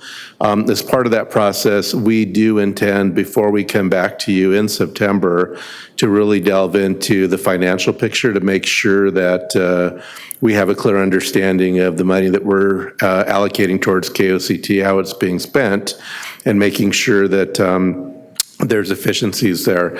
I also want to clarify that is outlined in the memo in the staff report. Their request was for $250. The wording in the staff, I'm sorry, $250,000. And if you look at the wording in our staff report, we are recommending up to $250,000. So I want to make it very clear that we're not committing to $250,000 at this time. It could be less than that, depending on where we end up once we kind of peel back the onion, so to speak, and really get into the finances and figure out what we want in return for the money that we're already giving them. Thank you, and I'm going to hold on any seconds until Councilmember Weiss has a chance to talk. Councilmember Weiss. Thank you. For the general fund, in April when we had our workshop, the forecast showed $3.8 million surplus. Now it's down to 1.3, so that's a reduction of about $2.5 million. The forecast, in the absence of any changes, and I know there's likely going to be changes, but in the absence, just based on the information that's before us, the forecast for next year had a surplus of 2.9. Take away the 2.5, it's down to 400,000. In 28-29, we will be in a deficit. In 29-30, we will be at about a $3 million deficit. In 3 years, when the general fund has to absorb all 3 of the new battalion chiefs, that deficit will be almost $4 million. This proposed general fund budget is $15 million more than our current budget. Based on these current projections, I think we're spending too much money. We have no capacity to add any new positions or support any new ongoing requests for funding. If we lose CDBG funding, which is a potential, we have no capacity to save some of those public service programs like the For Kids' Sake program, the senior nutrition program, the resource centers. We're also spending significant amounts of our reserves to support community-supported priorities, which I understand, but there's no plan in place to restore those reserves. So, and I have raised similar issues before in chatting with the city manager, and he's assured me that we can afford all this, so I'll go along with the budget, and I'll second the deputy mayor's motion so Councilmember Robinson doesn't have to push his button. But I just want to put the caution out there that, you know, what's happening in the city of San Diego didn't happen overnight. It was a slow drain, right. And I think we're heading down a similar path, and I think we just need to be cautious. Thank you. And I know, Councilmember Figueroa, you wish to speak as well, but I want to add at this time that I think we are spending too much money, that we haven't even heard yet what's going to happen with our federal programs, especially in housing, which we are going to have to move rather quickly if we lose half of our funding, which there is a potential for that. I'm very, very concerned about that, as well as these are very uncertain times. There's our investments in our PERS, and whether or not we'd have to pay. I know that I had asked this question of staff. What's going to happen if we come up short because our PERS investments, or PERS is investments, end up short? Well, guess what? The city would have to pay more. And there's generally, as I understand it, a year or two delay. So we don't know that now, but next year we may have a much bigger price tag. And that's something that we have to pay and we cannot get behind. So I am concerned that, you know, when I first came on the council, the first thing I learned was if you see reserves, don't start looking at that as if it's free money. It's not. It's money that has been set aside, and we have priorities that we have to pay. We have to figure out how to plan for the flood control project that is going to be transferred to us, and we're going to have to maintain it. We still have $1 million that we have to pay to meet our obligations for the mitigation project that is in Bonsall. That's something that we're looking to do. there's so many other things, including the pier project that I know I've mentioned over and over again. The concrete part of the pier is a public safety issue. She's 100 years old, and she's starting to fall apart. I would not talk about tourism. I would not want to close the pier because we are unable to repair this part. This very critical piece. So I appreciate all the things that we're moving forward on for improving and building more infrastructure. Very, very critical, especially as we know, our streets are very critical. You see San Diego struggling hugely and then getting hit with lawsuits because, people end up hurting themselves. And I would prefer to see that we not move forward on the entire amount for the lights at Prince. I think you've already gotten our commitment that is something. It went from 0 to right away. Usually you get on the unfunded list of CIP projects, and then you figure out how to, where the priorities are on there. And I don't know if you've seen the last time that our unfunded list of priorities, but it's a long one. We also have the police department headquarters that we are just now having to, or not just now, but are having to make hard decisions on moving forward on that. And where we're at on our police headquarters was never meant to last more than 10 years. We are, cracking at the seams. We really need to move forward on that, and this in this kind of times. So I appreciate the motion and the second. I would hope that we could. I'll just go ahead and do the amendment to the main motion, which the main motion being to approve everything. My amendment is to move forward on the $150,000 for the, is it 150? Yeah, 150,000 for the design of this lighting, and then continue with the conversations that we have with the other project, which I understand has an interest in helping out, and see how we can, that would probably take us through the year until next year, and then we can see what we have. But the motion would be, amendment to the motion is that we instead put 150,000, change the amount to 150,000 for design environmental clearance. Is there a second? No second. I think we really need to be a lot more realistic about where we are right now. And in talking to our housing director, talking to the regional director for HUD, I'm very concerned that our housing department is going to need funding. And it is extremely, extremely difficult for me to be seeing things that would be nice to have, but if we don't do it, we're not going to see homeless folks or folks go homeless. That's my concern. Councilmember Figueroa. Oh, I'm sorry, Mr. Borrego. And then Councilmember Figueroa. Honorable Mayor and council members, I just kind of wanted to address some of the sentiments that have been expressed here. Certainly, we recognize that things are pretty tight with the budget, not only this fiscal year, but in the years coming ahead.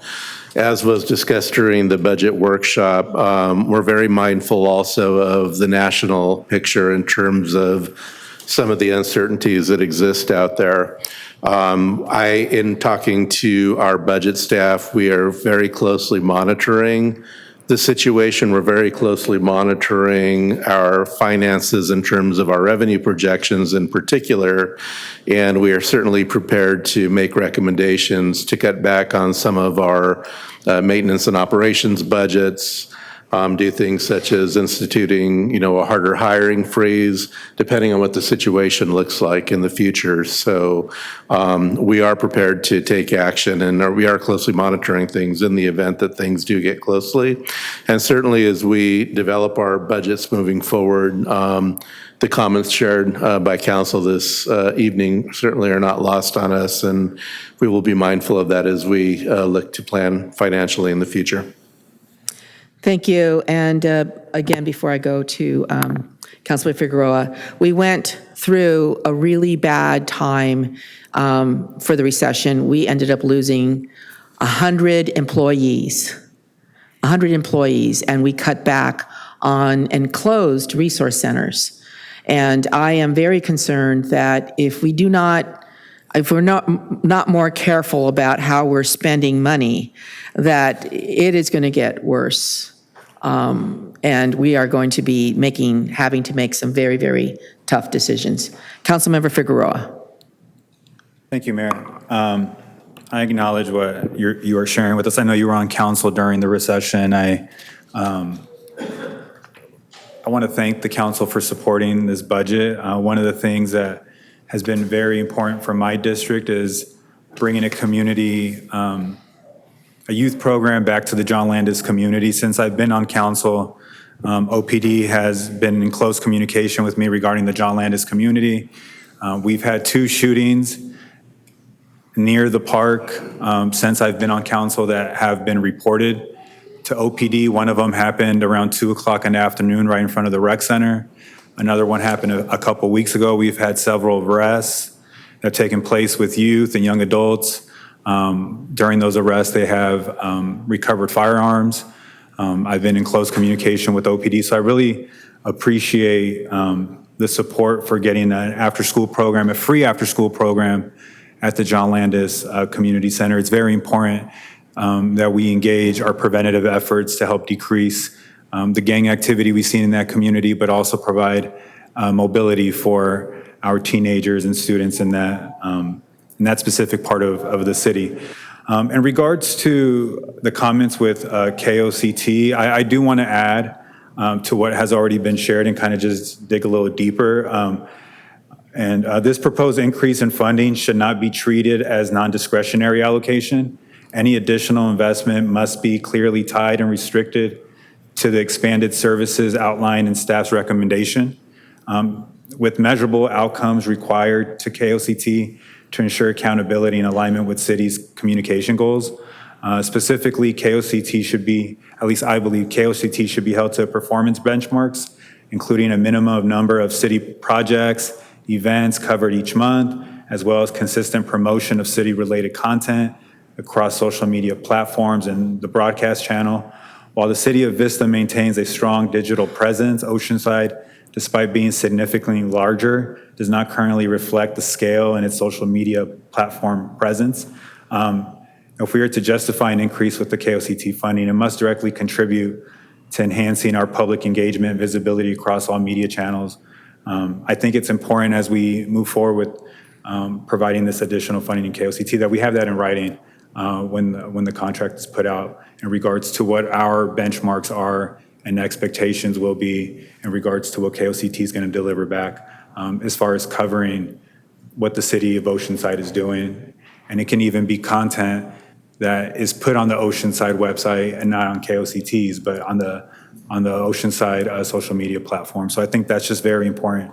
In regards to Measure X and looking forward, reviewing the Measure X line items in preparation for tonight's meeting, I would like for both staff and council to take a serious and thoughtful look at our continued spending with the downtown security presence. For 4 consecutive fiscal years, Measure X funds have prioritized downtown security over critical community programs such as youth programming, gang diversion, homeless diversion, and prevention. Since fiscal years 22-23, we have allocated nearly $5.2 million to the downtown security presence, more than double and combined to the total spent on youth programming, of approximately $2.8 million, and homeless diversion and prevention of $2 million, which together is $4.8 million. This funding imbalance raises important questions about our priorities and the most effective use of public resources to support community and neighborhood safety and well-being.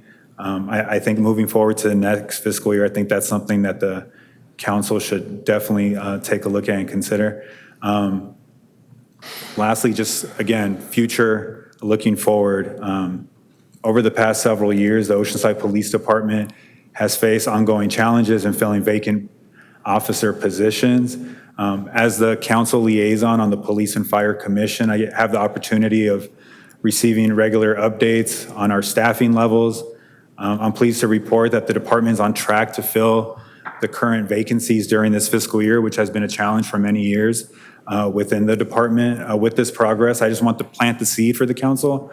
Looking forward to consider reestablishing the 3 officer positions that were relinquished when the assistant chief role was created a few years ago. Restoring these positions would return the department to its original staffing level prior to their structural change, ensuring OPD is equipped to meet the growing needs of our community. So just a few things looking forward. I know that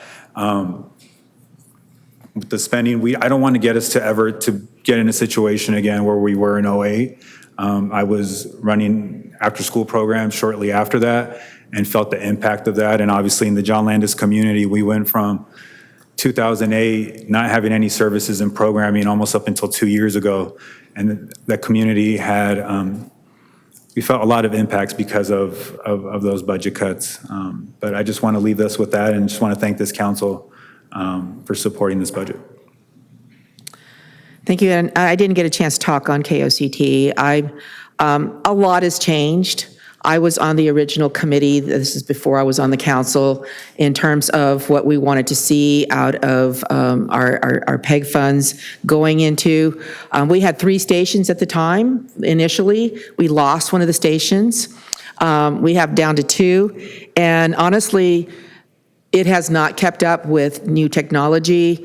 We recently had a meeting with a group that is new in town and wanting to go and move, get marketing through. And I asked them about, hey, we want to contact KOCT or our local TV station. And they are not interested because it really doesn't get anything out for them. They were more into streaming, live streaming, and, basically we're not taking advantage of new technology. Do we need that much space? Basically, I prefer that we not spend any general fund, just keep to the PEG money, because that's what the original idea was. Especially now, it would be hard for me to justify to all those folks who we're trying to get to be housed that, here, we're spending money on KOCT, or all of the things that we're having to deal with. So I appreciate that staff's going to be taking a hard look at this, but I don't want to be in the position of looking like we're doing a gift of public funds for something that should be able to be operated within the limits of the PEG fund and the PEG programming. It's a different world out there. We've never, for example, done an RFP. I don't know if somebody else, could be doing something like this and doing a better job in costing less. So truly, this is a hard thing to look at, but this is about ensuring that whatever the PEG money goes to, it's actually doing the best job for the funds. Getting it out of the general fund is a tough thing for me to do. I never thought I'd be hearing a request for $250,000. Never in the time that I've been on the council. Those are several positions, and we've got a hiring freeze. We've got employees that are working double time because, we're not hiring enough. And so here we are talking about, something that I think is more of a fringe benefit that, unfortunately, I don't think that most people watch KOCT. Deputy Mayor Joyce. I forgot, I wanted to correct the record because earlier tonight, a public member spoke and said that we give 100% of our PEG funding to KOCT, and that's not true. So I just want to correct the record on that. I do look forward to figuring out a stronger collaboration for the future of this program and to find a way to both keep our history safe and plan for the future of what media looks like in our city. So with that, I'll just end my comments. Thanks. Yeah, the PEG funds are supposed to also be able to air and have our meetings heard. We've been having problems, even within the chambers, of people being able to hear what's going on and who's speaking. So anyway, we've got a motion and a second. And I am going to ask that the record reflect that I am not supporting the entire amount for the lights, because I think that we could do better by moving forward with first $150,000. So I am going to ask that the record reflect that I supported the $150,000 and not the entire amount. Thank you. Please vote. Motion approved, 5-0. Thank you. Next item is number 28. Staff recommends City Council introduce an ordinance amending Chapter 29 of the Oceanside City Code to establish wastewater system capacity buy-in fee adjustments. Introduce an ordinance amending Chapter 37 of the Oceanside City Council to establish water system buy-in fee adjustments and direct staff to implement the capacity buy-in fee adjustments. I'd like to go ahead and open this public hearing and request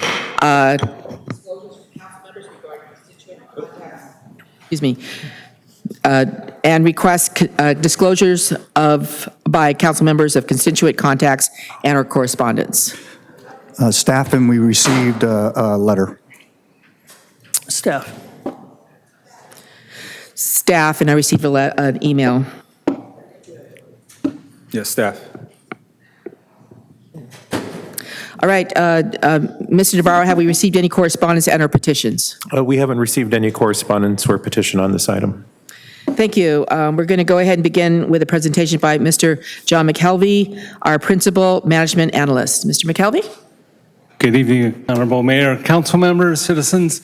John McKelvey, Principal Management Analyst, Water Utilities. Tonight I'm here to speak on item 28 relating to water and wastewater buy-in fees. We've got two recommendations before council.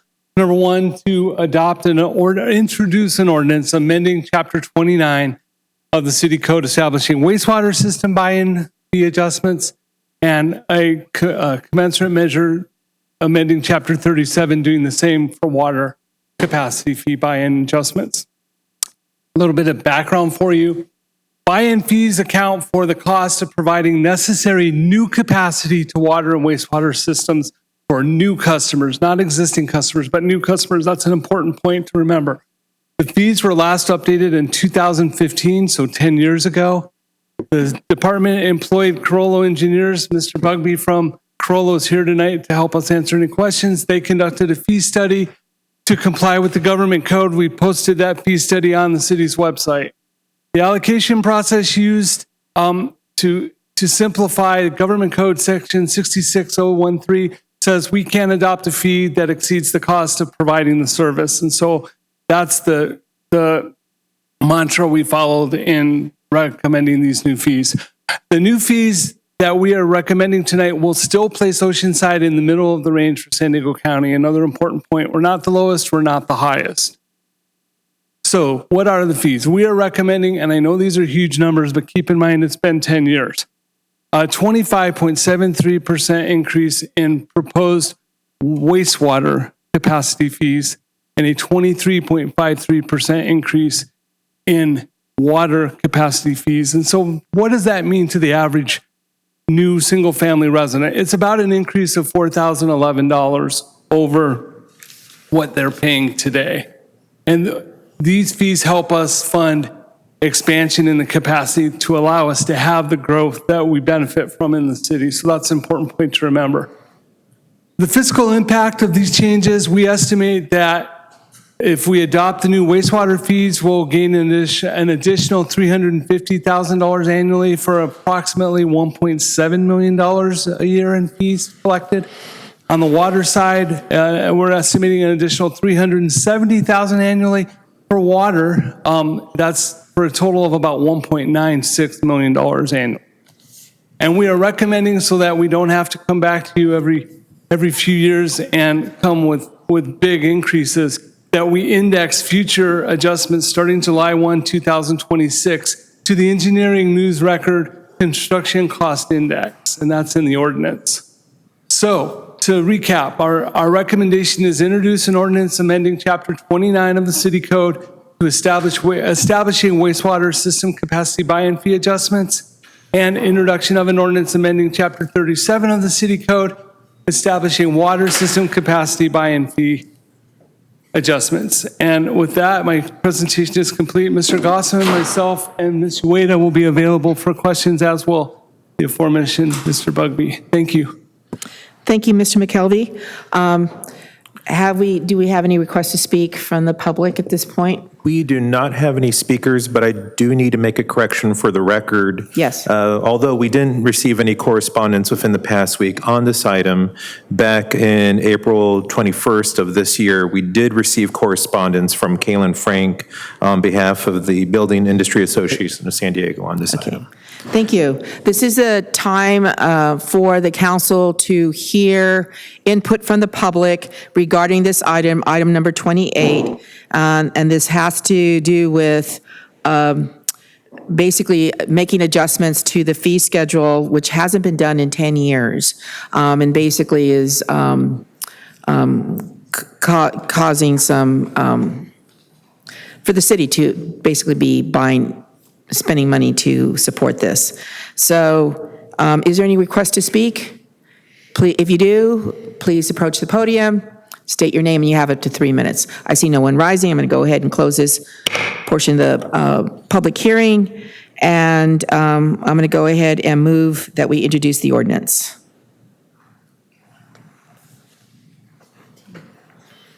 Councilmember Weiss. Thank you, Mayor. I will not be supporting this item this evening. And I had a similar discussion when we did our budget briefing with staff. So for this current year in the water fund, they are budgeted for capital projects to spend $33 million, of which the anticipated expenditure is only $10 million. In the sewer fund, they're budgeted for $49 million, and the expected expenditure is $12 million.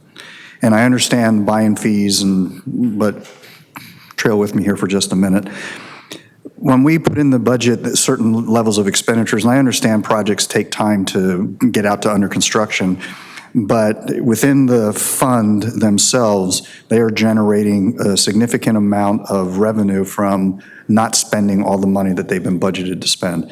In fact, between water and sewer, their cash balance is $210 million, and the annual interest on that is about $4.2 million, which greatly exceeds the $350,000 they're raising here. So until they start spending the money and not generating that kind of interest, I will not be able to support this item.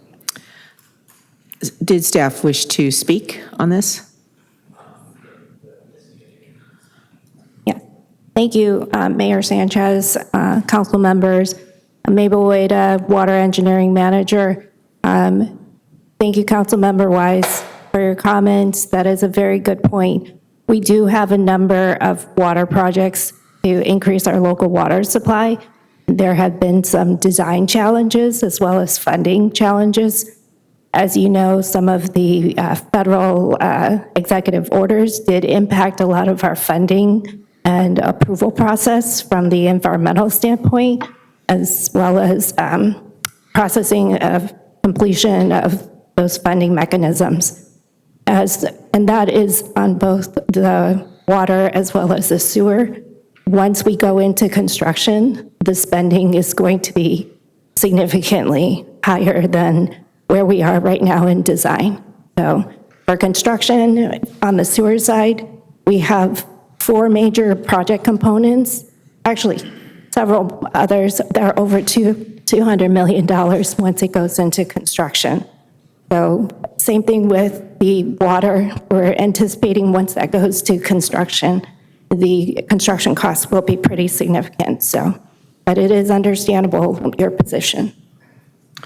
If I can also add, Madam Mayor, we are in the process of selecting a new water utilities director, and one of the things that City Manager Borrego and I have prioritized in that selection and in the conversations that we've had with candidates, as well as our HR folks and those that are looking for those candidates, is that getting capital projects through, contracts out the door, that money spent down, is a priority, and it's something that we are specifically looking for in that next candidate. And just as a quick update, we are down to finalists, and we should be able to make an announcement pretty shortly to you all on who that person will be. So I just wanted to provide that quick update, and just to echo what Mabel said, that we do hear you, and this is a priority to us. Thank you. Thank you. Councilmember Robinson. Thank you.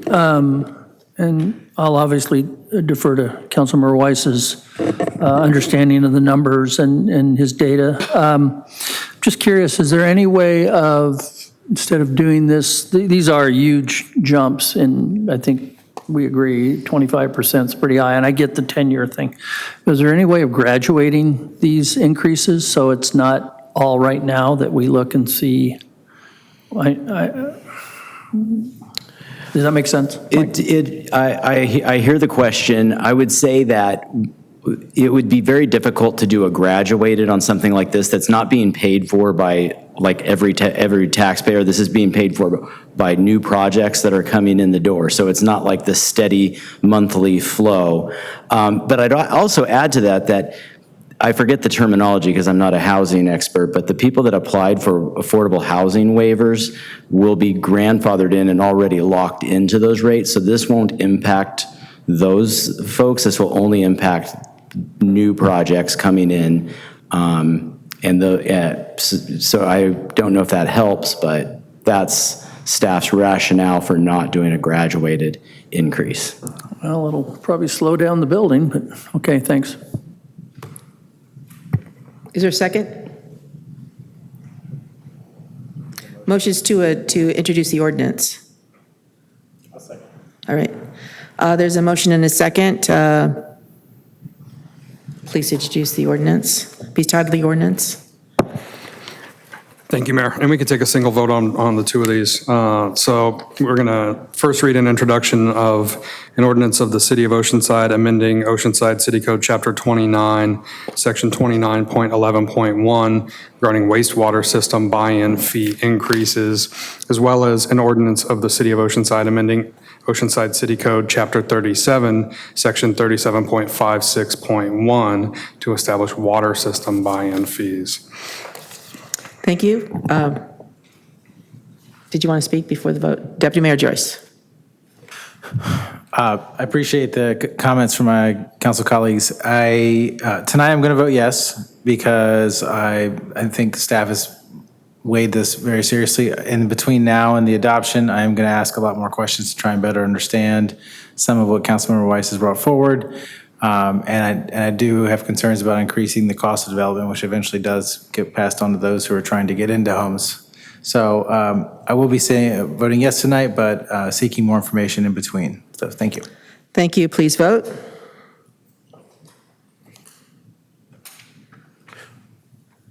Motion approved, 4-1. Weiss, no. Item number 29, staff recommends City Council introduce an ordinance and adopt a resolution approving zoning amendment and local coastal program amendment, approving amendments to Articles 46 of the zoning ordinance to allow the City Council to conduct a de novo hearing of appealed Planning Commission decisions on development projects. I'm going to go ahead and open this public hearing, request disclosures from council members regarding constituent contacts and our correspondence. Staff and all the comments we received at the prior meeting. Staff and comments. Staff, the prior hearing, I've actually been people have asked me about this orally, in person, in other words, phone calls, and of course, emails. a few constituent contacts. Just staff in the prior meeting. Thank you. Mr. Navarro, do we have any correspondence under petitions? All correspondence has been forwarded to the council prior to the meeting. All right, thank you. We're going to go ahead and begin with a presentation by Manuel Baeza, Principal Planner for the City of Oceanside. Mr. Baeza? Good evening, Mayor Sanchez, members of the City Council. Again, Manuel Baeza here, Principal Planner, presenting this item for the Planning Division. Staff is recommending that the City Council introduce an ordinance and adopt a resolution approving the zoning amendment and local coastal program amendment, approving amendments to Article 46 of the zoning ordinance to allow the City Council to conduct a de novo hearing of appealed Planning Commission decisions. Currently, under Article 46 of the zoning ordinance, appeals and calls for review, the City Council may only consider issues raised in an appeal of a Planning Commission decision on proposed projects where issues are not raised by the appellant in the written appeal. The City Council can't consider those. There have been several projects appealed in recent years, and staff spends significant time providing detailed responses to each appeal point raised by a project appellant. In March of this year, March 12th of this year, the City Council directed staff to amend Article 46 as necessary to allow for de novo hearings of Planning Commission decisions when appealed to the City Council. Therefore, staff is proposing an update to Article 46 to allow the City Council consideration of an entire project through a de novo review. De novo is a Latin term meaning anew, from the beginning or afresh. It enables the City Council to comprehensively consider all aspects of a proposed project without strict adherence to points of an underlying Planning Commission decision. The update would amend zoning ordinance section 4604 and 4605 accordingly. The amendments are as follows. For section 4604A and section 4605C, it removes language limiting consideration of an appeal to only those items raised by a project appellant. For section 4605D, it adds language that the appeal of a Planning Commission decision shall be a de novo hearing. Appellants would still be required to provide a statement outlining the basis of an appeal. On April 14th of this year, the Planning Commission conducted a public hearing on the proposed amendments to Article 47 and took no action, but recommended a meeting between the Planning Commission and the City Council at the earliest available opportunity. Additional amendment language was included following the Planning Commission hearing for section 4605C, that under limited circumstances, no new matters should be raised at a City Council hearing that were not raised at the Planning Commission. Staff notes that this addition was listed as being under letter B, but it's actually under letter C. Staff is recommending that the City Council introduce an ordinance and adopt a resolution approving the zoning amendment and the local coastal program amendment to Article 46 of the zoning ordinance. That concludes staff's presentation. Thank you very much. Has anyone signed up to speak on this item? We do not have any speakers that registered to speak on this item. All right, this is a public hearing. If you have any comments on this item, this is a time to make them. If you wish to address the council, please approach the podium, state your name, and you have up to 3 minutes to speak. No one rising. You're all on items not on the agenda. Okay, great. All right, then I'm going to go ahead and close this part of the public hearing and go to the council. And I'm going to move that we introduce the ordinance and adopt the resolution. Councilman Robinson. Thanks, Mayor. And I've talked to the city manager about this, and I wasn't in favor of it before, voted no. I'm still trying to get a real good grip on what it actually does when we have an appellant come, what staff, it sounds like it lightens the workload on our planning staff, I guess. Am I kind of getting that a little bit? What will we as council members, because right now when we have an appeal, there's a very complete research that's done that I get before. What would this change? Does that make sense, my question? Councilmember Robinson, sure. If it's okay, I'll field that one. So the biggest change in terms of what the council reviews, planning staff will still have to respond to the appeal. The appellant is going to be required to set forth a basis for the appeal, right? The difference is when it comes before the council, you're not limited by the issues that are raised on appeal. You can take up on any of the findings or determinations that were properly before the planning commission, meaning the entirety of the record of the project. So you can make, even if it wasn't a component of the appeal, if it was a required finding, right, whether it's in the CEQA document or whether it's in a specific component of the land use entitlement, that would be before you as well. Okay, so we can go hunt and peck through the record and find something that maybe we wouldn't want to approve the project for. Is that correct? Am I being too simplistic? You started this conversation, so come on. Yes, it gives you the ability to review the entirety of the record for the project. Yeah, so review the project and found that the findings could not be made for a specific element that was required to be found for, say, a conditional use permit, the finding of conformity with the general plan, right? And even though it's outside, the issue isn't specifically within the appeal, right? Maybe the appeal only said, traffic and air quality, but you want to talk about something beyond traffic and air quality that you also think is inconsistent with the general plan, then you would be able to do that.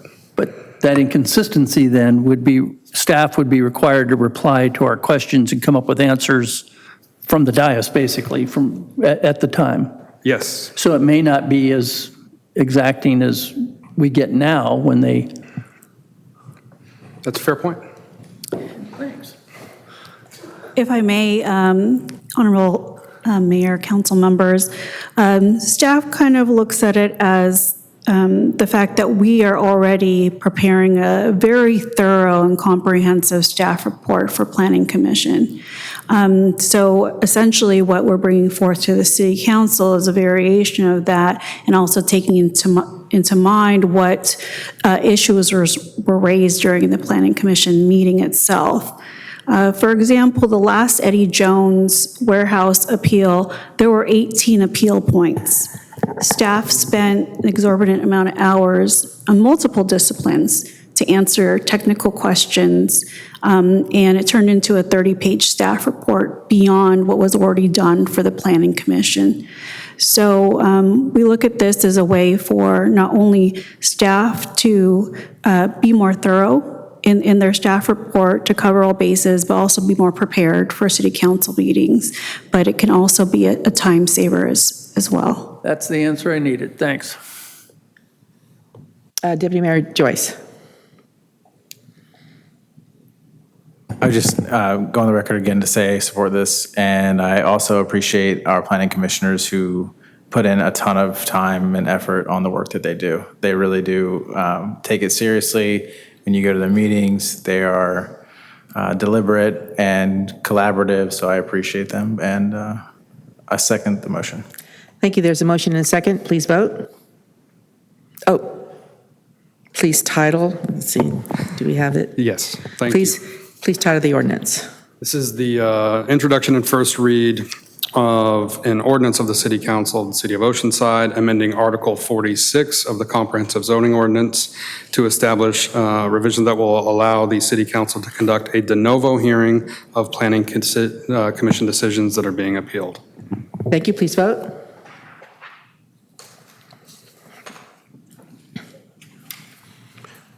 Motion approved. 4-1, Weiss, no. Thank you. We are now on item number 31, communications to the public regarding items not on this agenda. You want to go ahead and get started? Sure. How many do we have? We have 5 registered, but I don't think all of them are here. So Okay. we'll start with David Iowaza. I apologize if I mispronounced your last name. And let's call the second And person. Mary Davis?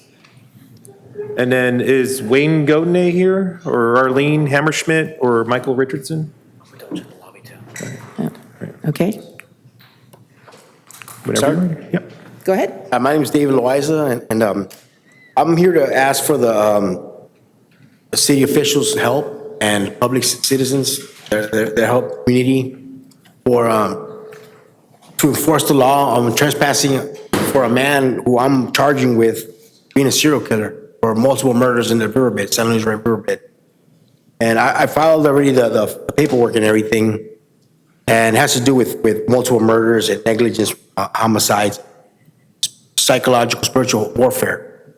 But I filed in San Francisco, and I'm in the process of transferring documentation down to the OPD and to the Vista Courthouse to file proper charges and stuff like that. But what I'm asking for is if there's any way I can get any assistance with getting them out of that riverbed, because most of the victims that this happened to are all in that riverbed. And they were murdered and stuff like that. And Well, we do have some law enforcement here. Perhaps one of them can speak with you outside. Okay, our chief. that's Okay? all. Thank you. Thank you. Mary Davis? Hi, yes, good evening. Mary Davis here, government watchdog and your much-needed accountability partner. I'm here tonight in response to something that happened towards the end of the last Marathon City Council meeting, where a self-professed lesbian spoke out against NAMBLA, the North American Man-Boy Love Association, and them wanting to have marched with lesbians and gays back in the old days when Pride was still in its infancy. Instead of taking Ms. Pepper's comments as they were intended, Deputy Mayor Joyce decided to stop the meeting and read a prepared statement about stereotypes and stigmatization.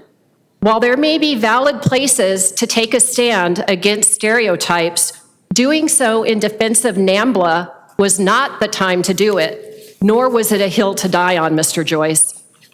The fact that you even read that statement in response to a lesbian talking about rejecting pedophiles is exactly why there is now a growing movement to push back on Pride.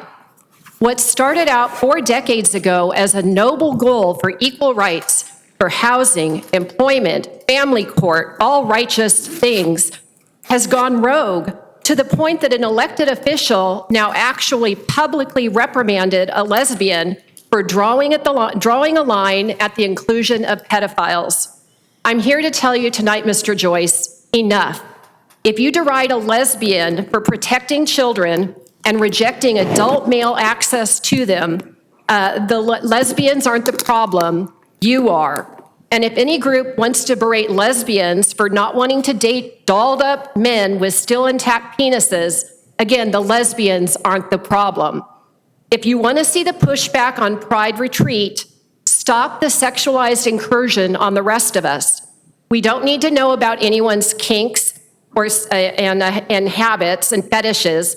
We certainly don't need a BDSM Satanist as a secret guest speaker at a public school behind parents' backs.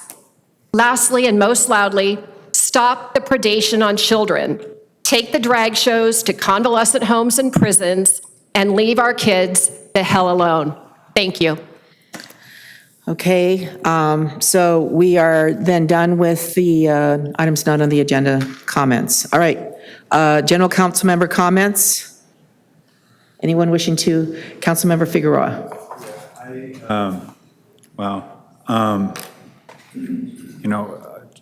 Us acknowledging the LGBTQ Resource Center in Pride Month and hearing what members of the LGBTQ Resource Center shared this afternoon. I made a statement to the Coast News, but I want to read it here during my comments. So I want to acknowledge the pain and disappointment this decision has caused, referring to my vote at the last council meeting.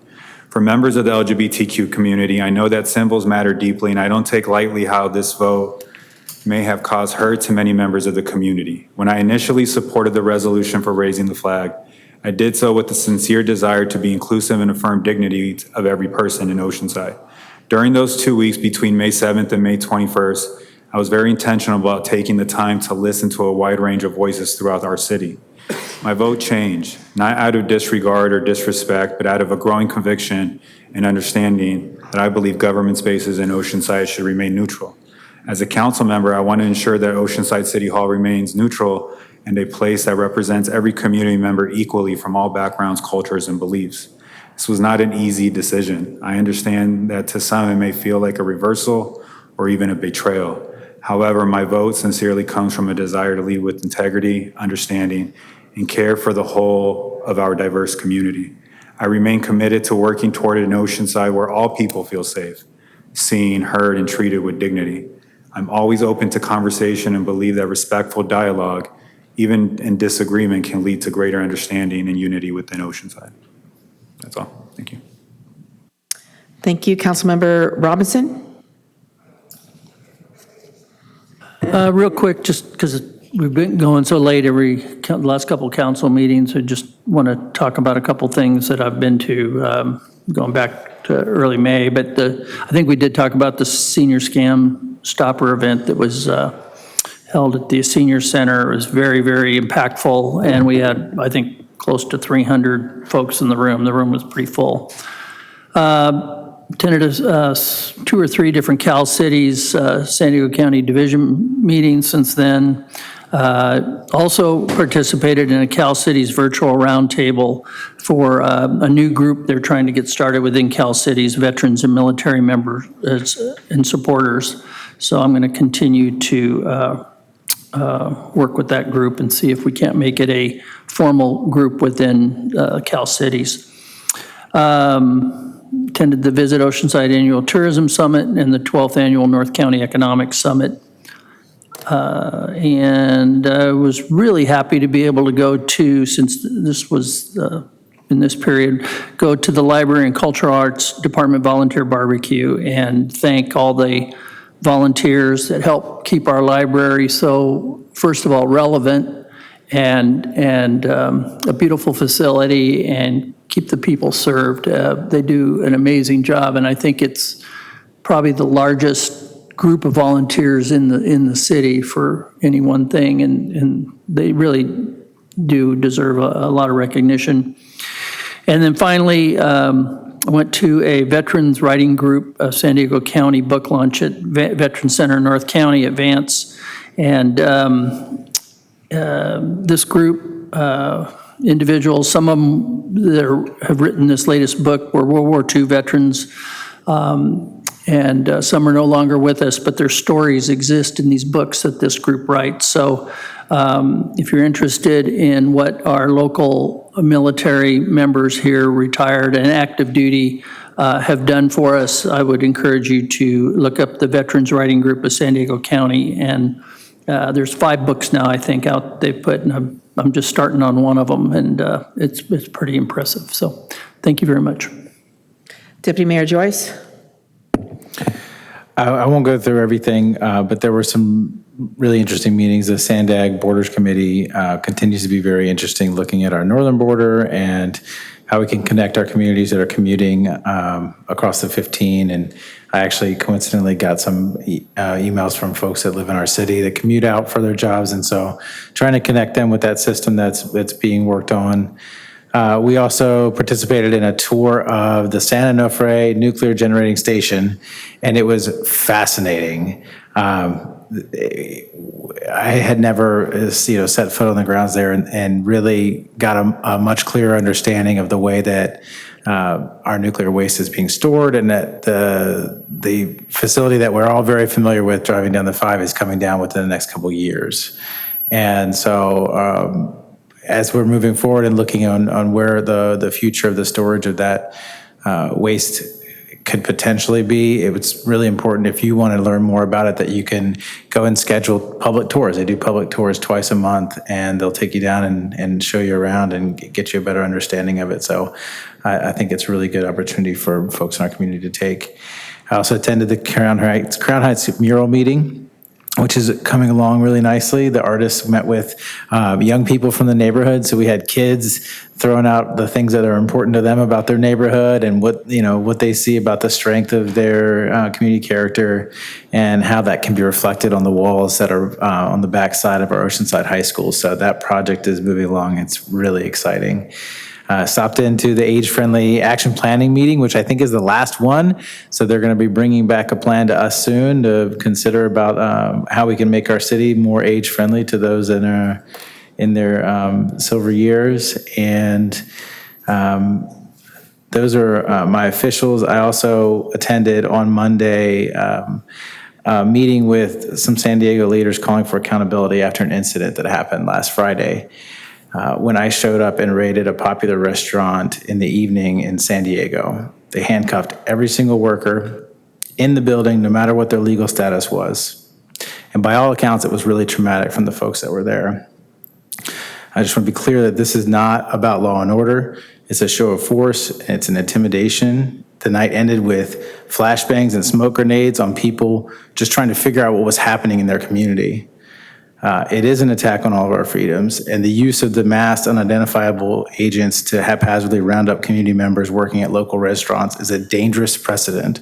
I don't want to see it happen here in our city. There has been, still to this day, no presentation of proof that anyone caught up in the raid had broken any laws beyond their immigration status, and there's a real possibility that they're sent outside of the country and really hard to get back. This can't become the norm. Law and order is not built on intimidation or fear. Law and order is built on trust. I don't want our people to lose trust in us, so I'm just speaking this into the record because I want them to know that I understand and I'm standing with them in the fear that they're feeling in this moment, and look forward to working with them on trying to figure out a way forward.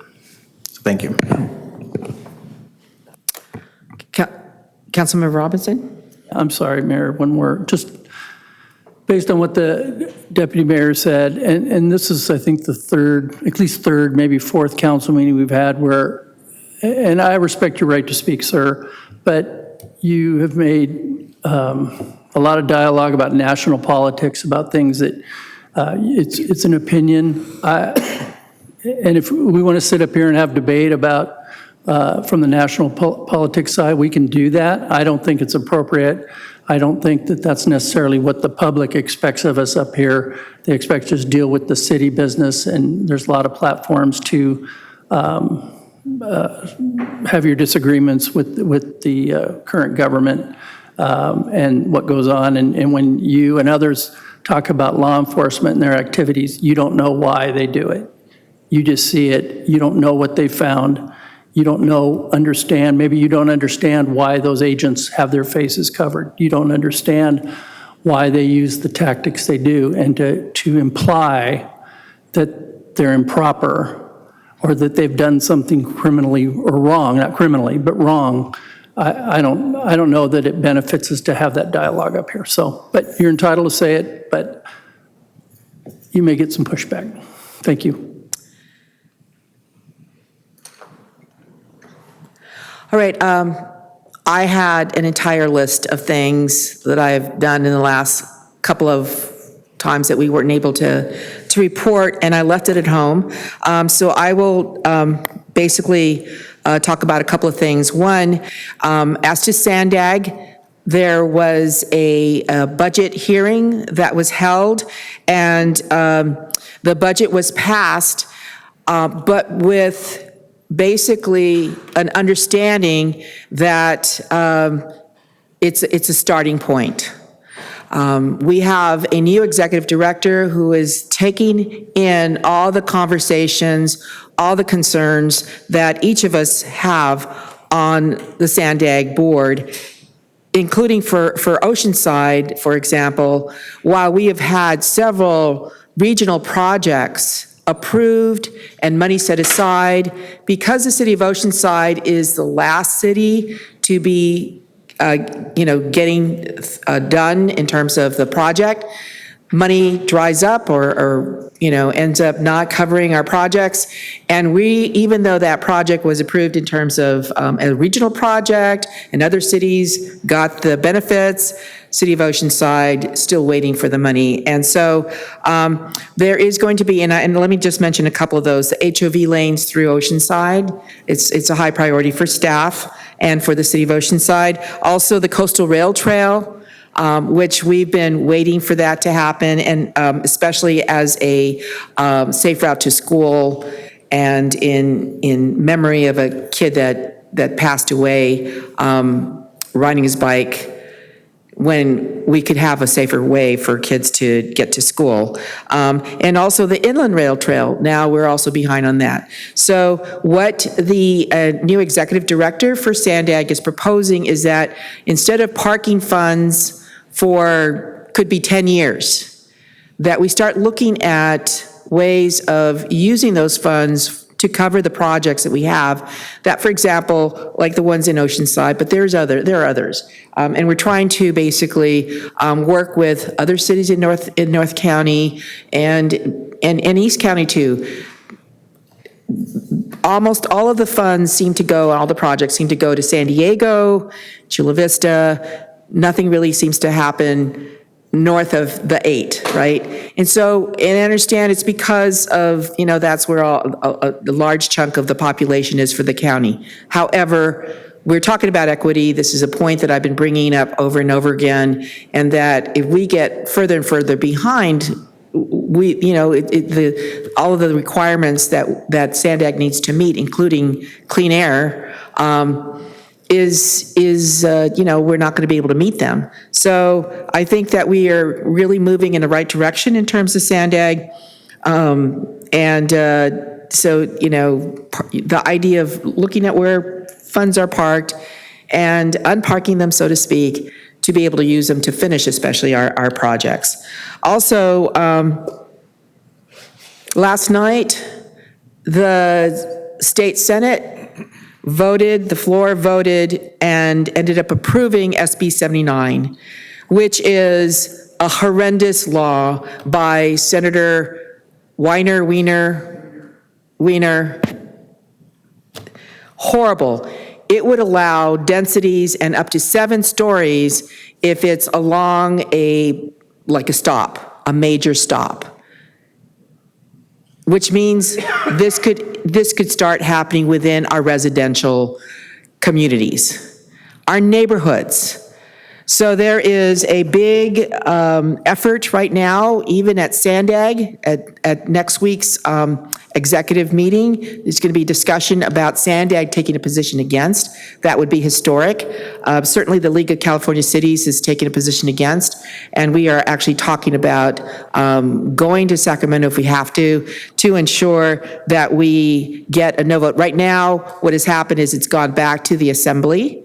And it's going to be heard in two committees, and then it will hit the floor. So this is something about, we will lose local control to the point of, why bother to have city council meetings on projects? It would be horrendous. It would be ridiculous. To me, it's truly unconstitutional. So that is something that we're going to be working on countywide. There is certainly strong support for stopping SB 79, the amendments to SB 79.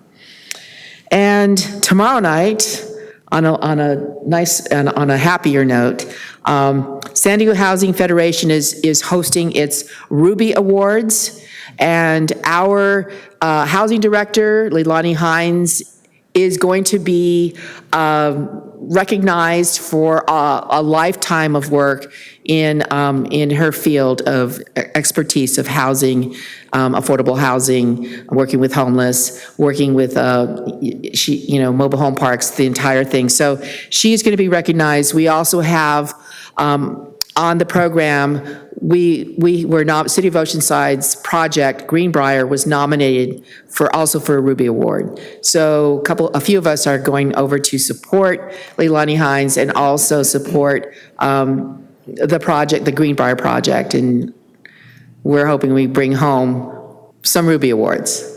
All right, and our next meeting is, what day is it? I forgot to look. June 18th. Meeting adjourned. Thank you.